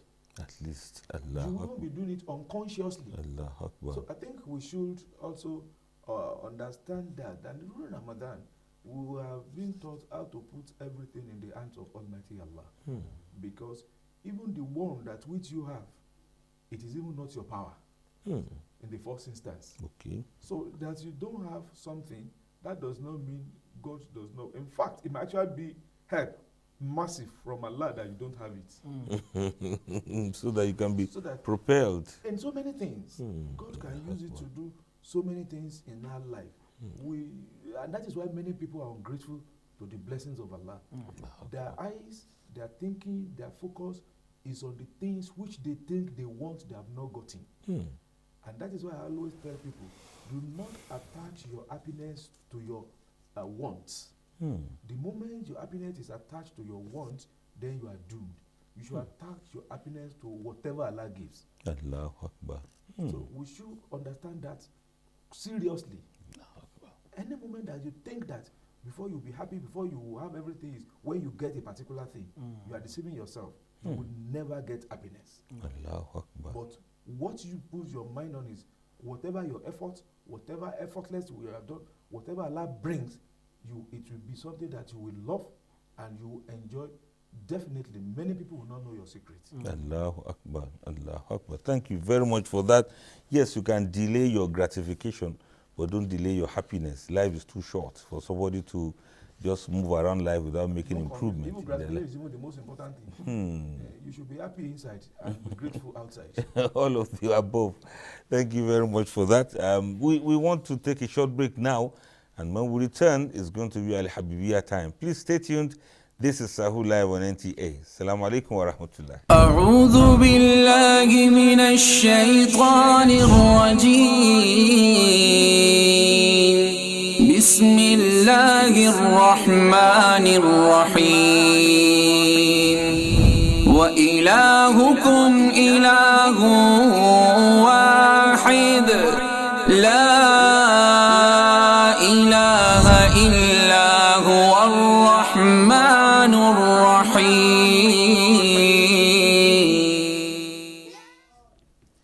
Thank you very much for staying tuned. We are still on to Sahur Live. This is a segment we call Habibiyya Time. And we want to look at the matter we began discussing yesterday concerning the essence of life. Yes. So let's see what more thing we can learn concerning this so that we can prioritize the things that we have to do. What is it to be delayed and what should be at the front burner of our lives? So let me start with you again, Imam Fuad. Well, alhamdulillah. If you remember yesterday, we started with that essence of life. That what are those things where we have come here, so that we will focus on the things that we are in need, yes, without wasting our time on something that we don't need. For somebody that all what he's thinking is, you want to have us here, you want to have us there, you want to have this car, you want to. Yes, it is highly necessary in Islam. But when it becomes your only area of concentration and anything goes for you to achieve that, that is where the problem comes. If you do a legal business and Allah blesses you, nothing stops you from having that. In fact, if you are conscious of Allah, you will be having more. And you are doing good business. But the moment that it's not that the business you are doing is enough or the work you are doing is enough and you are now scheming to get this thing, that is why the essence now comes in. Okay. Why are you wasting your time on something perhaps that you don't need? We started with the first one I can call mechanical or the one I call wrote something, where you do the 5 daily prayers, which the level of your faith will determine how you do those things. Okay. You talk about yourself personally. Okay. And the third one is knowledge. You must go and seek knowledge to worship Allah. That any knowledge that you seek for, to see that you want to use it to do in the way of Allah, is actually a worship. I remember an American man, let me use it because you didn't know, an American guy who accepted Islam. That guy. So this guy, he accepted Islam. He said the first hadith he had, that the Prophet said, that the best man is the one who is most useful to the person. He now resigned from the work he was doing to join fire service. He said that in a place where he will work, nobody will remember to say thank you. Everybody will be thinking of how to save life. So he changes to go, that kind of a thing. If he die in such a situation, the peak of Ibadah. So any knowledge which you have that you want to use it. I remember there was a man who said he was looking for admission in one of the Arab countries. And I said, God, why I'm looking for this, I'm not looking for name. Why I'm looking for this, I'm not looking for money. But I want to have enough knowledge to be able to propagate your word and help my people. That man is still alive. I don't want to mention his name. He later became a knitted person by the British government. Out of that knowledge, he's a professor of Arabic Islamic studies. He said, he begged God, God, give me this knowledge. I want to use it to serve you. And many people will go and seek for knowledge, not to serve, but what to get. Either they are looking for money, either they are looking for fame, either they are looking for power. That is the reason why they have gone. You can't compare the two. So who have gone to do that, to serve Allah, every second of his life is using it to serve Allah, based on even the intention. So that is it. Then the next one is career. Okay. You can go and do any profession, do it with the sole intention of say, God, I want to use this to serve you. I Hmm. remember in the past years, it was when a Muslim wants to become a lawyer, everybody is afraid. Say, hey, you want to go and read law that is against God? And I've seen so many of them, although they are as old as our fathers, our grandfathers, they said they want to read law, that they want to say that Muslim also, we can do something to protect Islam. And many of them ended up being judges. And today, their name still rings bell. Not that they have money, but they have actually used it to serve the cause of Allah. So it means anything which you do, probably I should stop here. Yes. Yes, anything you do, it has to have the purpose of making it to be useful to humanity. Sheikh, you want to add to that? Yes, you see, as rightly pointed out by the Imam, that the essence of existence is to worship Allah. That is the essence. Yes. No more, no less. Now, but by the nature of how Allah created man, man need materials To function. Now, this is a big challenge. Now. Combining spiritualism and materialism. That is spiritually material. Yeah. so that's why man is not like angels. Angels are created from the light. They are not male. They are not female. They are not sleeping. They are not drinking. They are not eating. They don't have desire of their own. They are just like machine. That you command to do and you do what you want. So they cannot even sin. Even if they want to sin, they will never sin. They don't know how to sin. They don't know. Allah Allah created us in us.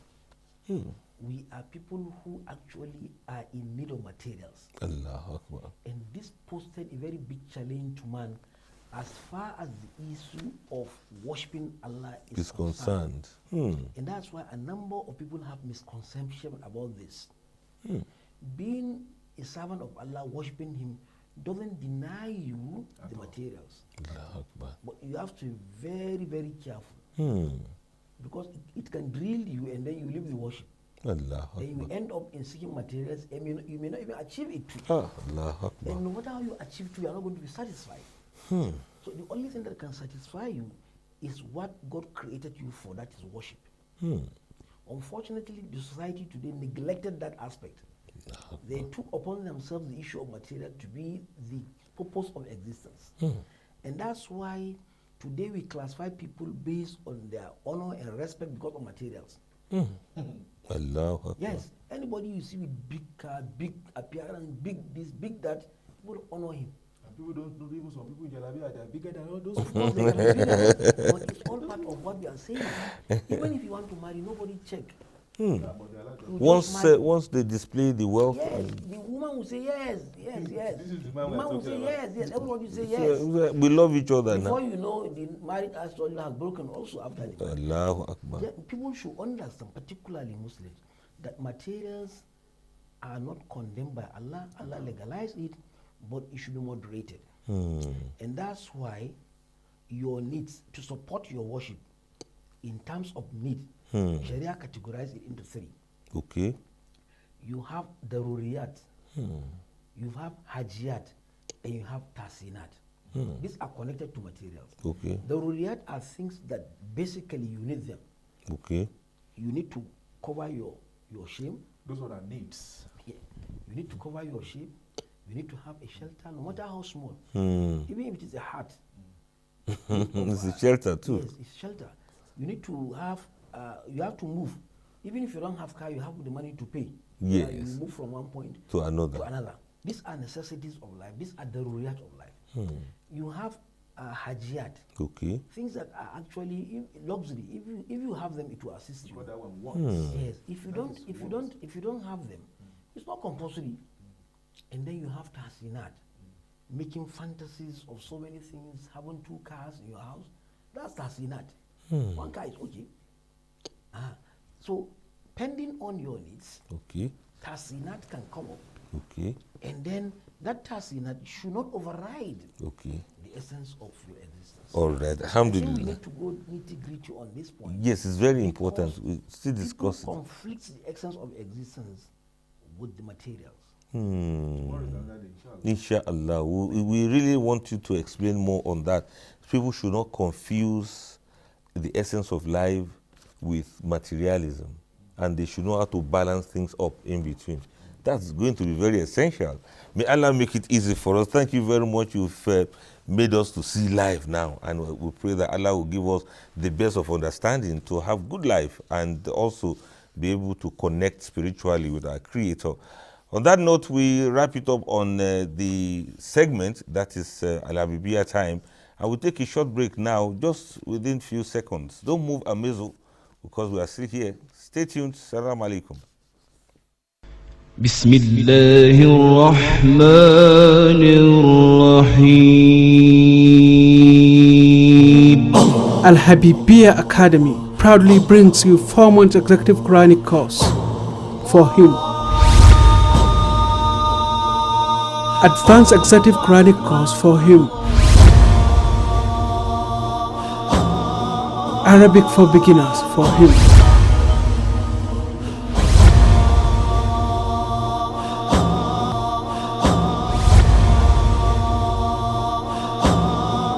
Lecture contact options: Mondays to Thursdays, 4:30 p.m. to 6:30 p.m. and 7:30 p.m. to 9:30 p.m. Saturdays and Sundays, 4 p.m. to 6 p.m. Lecture venue: Plot 753, Babagana Kingibe Street, Guzape, Asokoro New Extension, Abuja.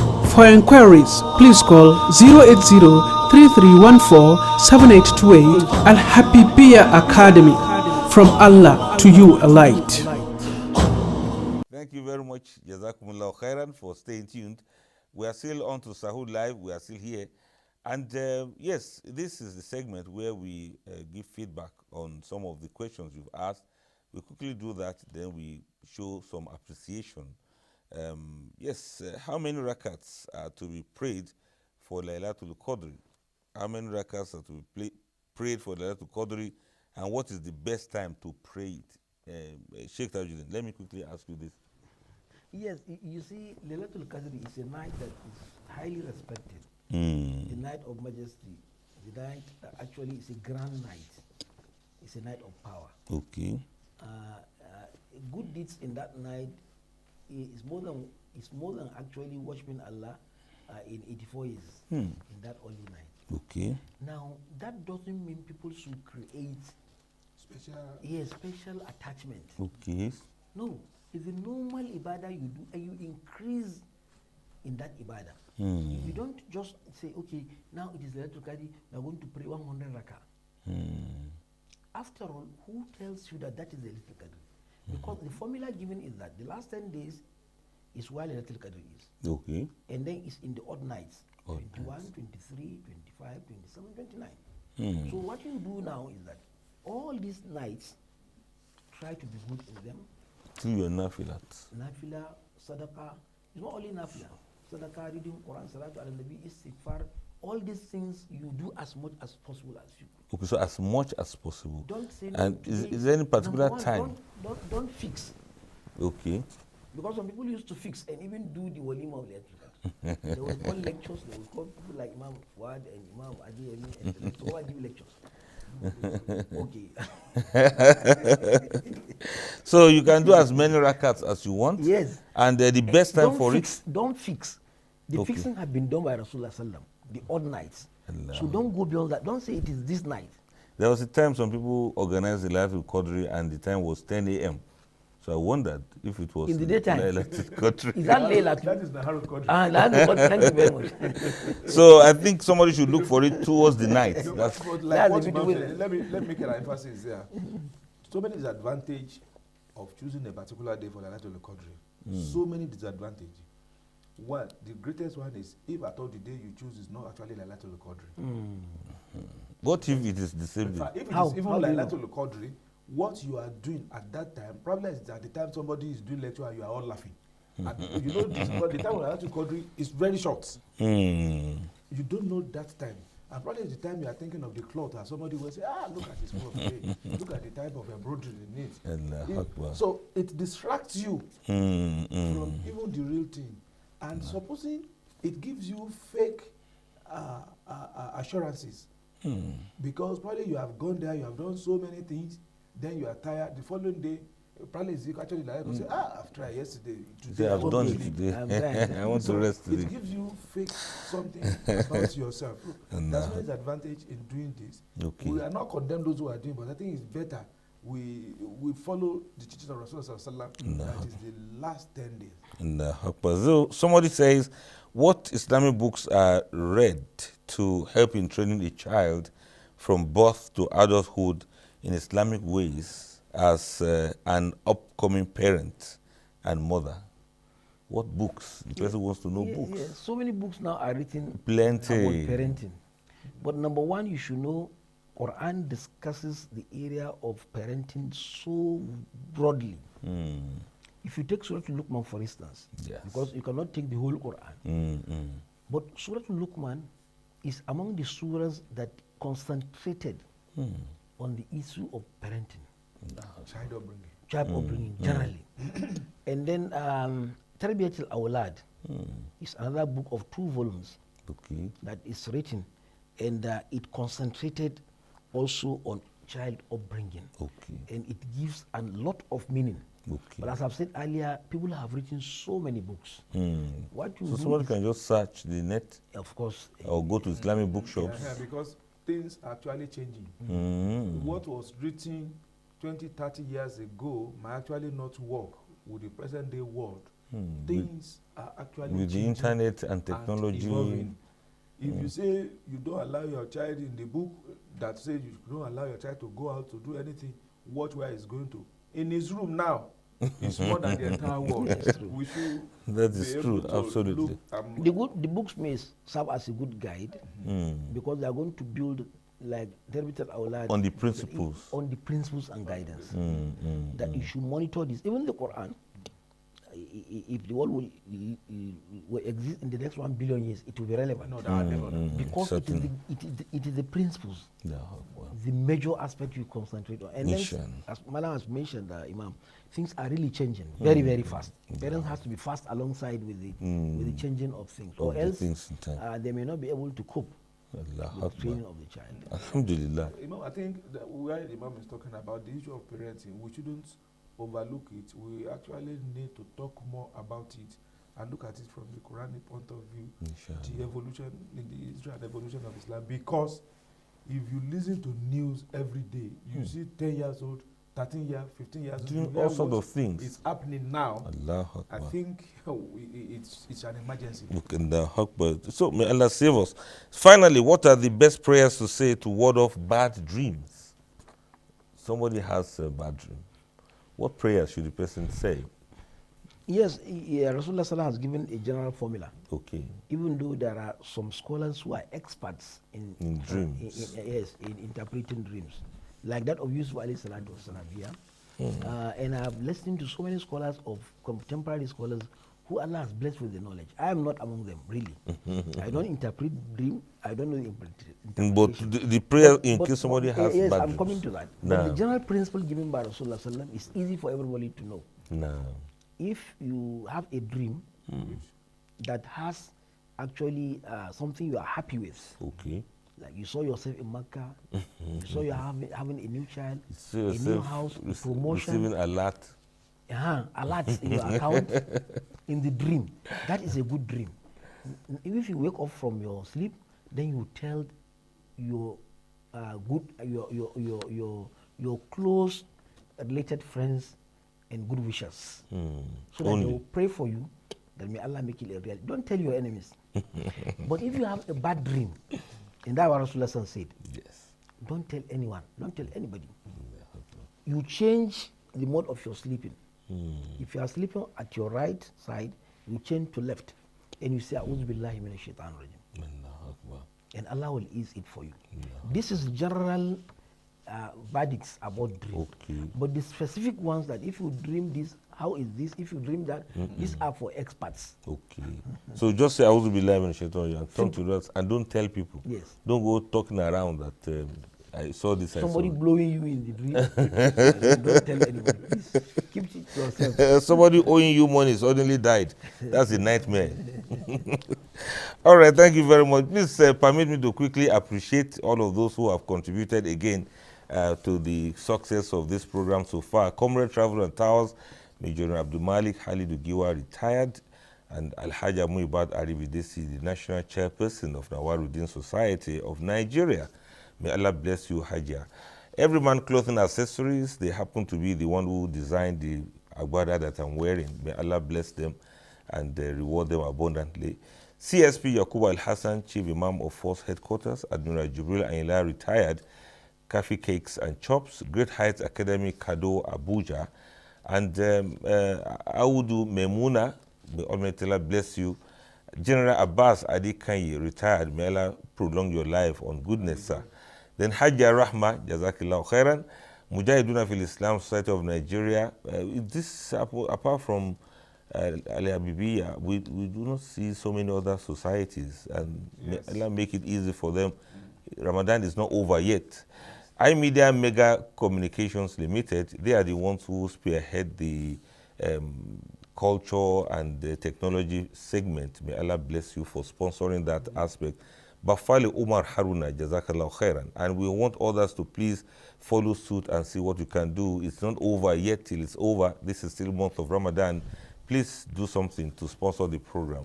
The Imam was talking about discussing a lot of things about parenting and those kind of issues. Why will it be that after Ramadan we will not be able to discuss like this again till another 1 year, 1 full year, before we have opportunity to discuss together like this, you there, we here. This is something that we should continue, even if it's going to be once a week. Let's see how we can always discuss these matters together. NTA is international, and anywhere in the world, you can always key into NTA to learn and to be educated on things about life. So let us come out and see what we can do to sponsor this program and so many other more educative programs that NTA has put out there for all of us to build ourselves, inculcate good values in ourselves and our children, so that we can build a great nation together. Whatever you contribute now is not just for now, it's for generations to come. And may Allah bless us as we do so. Thank you so very much. So let's go back to Imam Fuad now. Let's pick 1 or 2 calls for quiz segment. Yes, Alhamdulillah, we have questions number 6 to 12 today. 6 to 12. And I believe we have enough things to... Yes, to give out. And yes, let's try first, because the one that gives me running stomach right now is that there's no star quiz, there's no star donation, those kind of things. It's not late. You sure I don't need to take medicine for this running stomach off? No, don't take medicine. Okay, I should just. I'll be all right. I'll be all right. Don't drink in the afternoon. I'm tired. I'll be all right. So please, not doing that gives me a headache too. Don't make me take analgesic. All right, may Allah make it easy for us. Hello, salam alaikum. Welcome to Sahur Live on NTA this morning. Yes, sir. Good morning, sir. Good morning. How do you do? Hello? Please turn on the volume of your TV set. I can hear myself in the background. Okay, I can hear you, sir. All right, thank you very much. Please tell us your name and location. My name is Aminat Amidadi from Jos. Aminat from Jos. MashaAllah. Welcome to the program. All right, go ahead, pick your question. Imam is waiting to hear from you. Hello? Yes, go ahead, pick your question. Number 6, sir. Number 6, what is itikaf? That's a nice question. Hello, Aminat. Aminat, did you hear the question? Okay, from which number, sir? No, you already picked number 6, right? What is itikaf? And the Imam is asking you, what is itikaf? Itikaf. Yes. Itikaf is the prayer we pray in the middle of night. No, it's not tahajjud that they are asking. Okay. They are asking for itikaf. Yes. Leaving your house Okay. to go to a mosque Okay. to do itikaf. What is the meaning? You are repeating the word again. Explain it, unpack it. Yes. Yes, I mean, explain it further. Is those that go to the mosque to pray, you go there for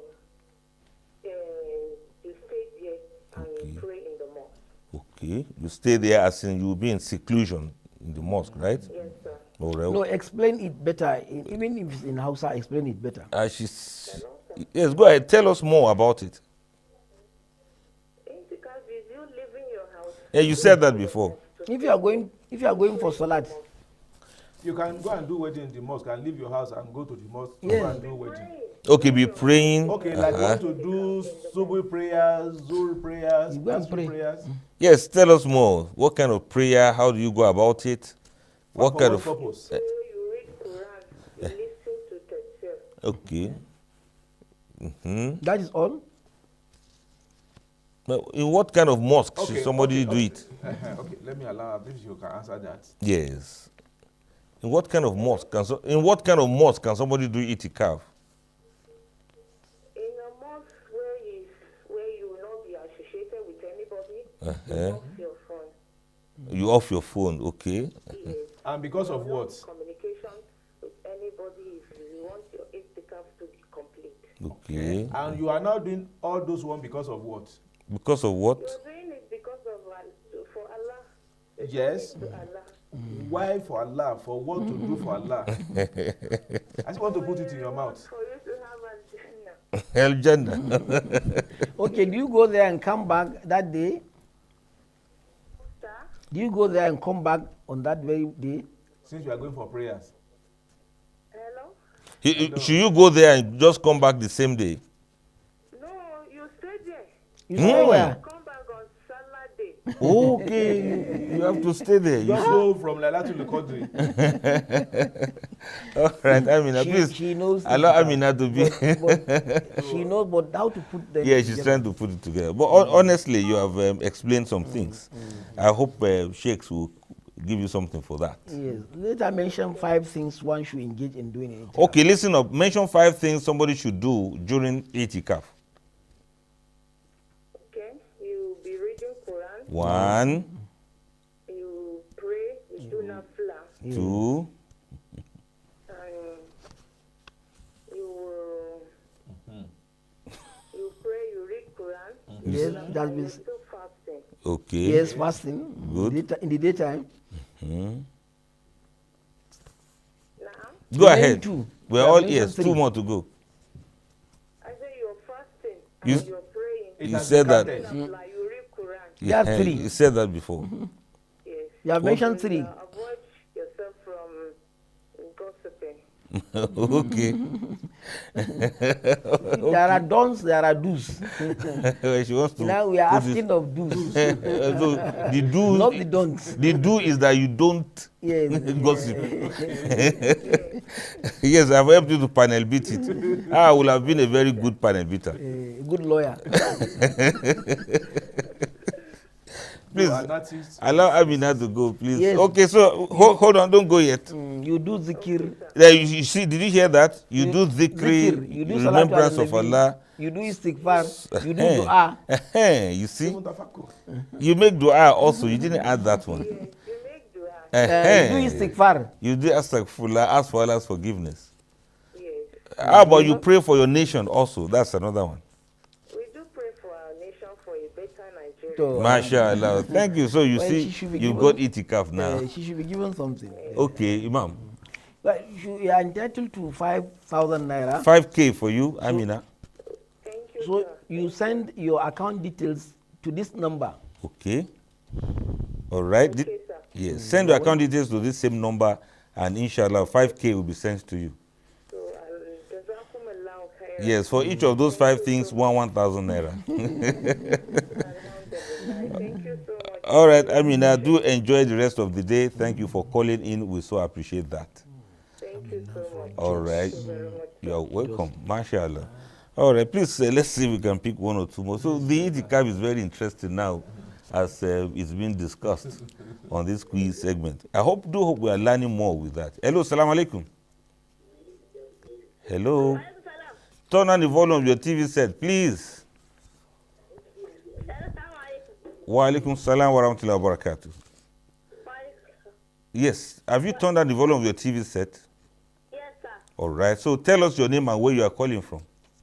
My name is Ikma from Ibadan. Hikma from Ibadan. Ibadan. So you are welcome, Hikma. All right. What So class are you, Hikma? Primary 5. Primary 5. Are you the only person there as you are talking? Is it mommy's phone you are using? But daddy's credit. Allahu Akbar. All right, Hikma. Okay, go ahead, listen to Imam. Pick your number from him. From which number, sir? From number 7 to 12. 7 to 12. Number 7. Number 7. What is halal? If somebody say this is halal, if somebody say what is halal? Halal. Yes. Halal is forbidden thing. Abba. What of haram? Who told you that? What Who of haram? Tell me the name of the person who said that. No. What of haram? I know, I heard his voice. Tell me the truth. No. What is Hikima? Hikma, listen. What is Hey, your brother, I heard him now. What is haram? Haram. What is haram? If they say something is haram. Yes. The thing that is Top. It's not good. What of halal? What of halal now? Right things. Things that are good. And lawful and allowed. Please, will you add one He more? has tried all the way from Ibadan. And she has a beautiful name. Hikma, Allahu Akbar. Whether she would know a university bearing her name. Hikma. Hikma. Do you know the meaning of your name? Talk. Yeah, absolutely correct. That's very smart, honestly. And are you wise? Yes, sir. By saying yes, I should know. Okay, she's I think she should be given quite confident. She should be given something because she has tried. Yes, listen up. I think 5K is okay for Yes, Hikma.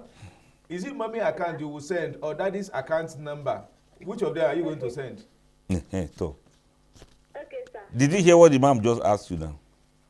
Thank you, sir. No, Wait, don't now, say it's thank not you. thank you. Like, Wait, it's not Masalam. Hold on. The credit was about to finish. Okay, perhaps. will you send mommy's account or so that we can send money or daddy's account? Which one will you send? I'll send daddy's account. Daddy's account. Oh, that daddy is a big daddy. That's a very smart girl there. All right, thank you. Send daddy's account number to this phone number you use. 5,000 naira. 5K for you, mashallah. Very loud one. Hey, I don't know how you and mommy will look at each other after this call. Daddy's daughter. And then the phone is mommy's phone, mark you. But it could be daddy's credit, you know. All right, please, Sheikh, please wrap it up for ربنا us. آتنا في الدنيا حسنة وفي الآخرة حسنة وقنا عذاب النار سبحان ربك رب العزة عما يصفون وسلام على المرسلين الحمد لله رب العالمين. Thank you very much, our esteemed viewers and listeners at home. May Almighty Allah please bless you and answer your prayers. So let's do this again, same station tomorrow. May Allah spare our lives. Do have a beautiful day ahead. Assalamu alaikum wa rahmatullahi wa barakatuh.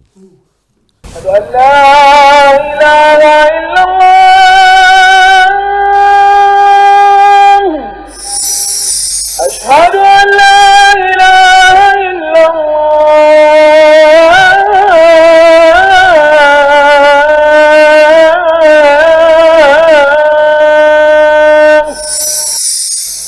أشهد أن محمدا رسول الله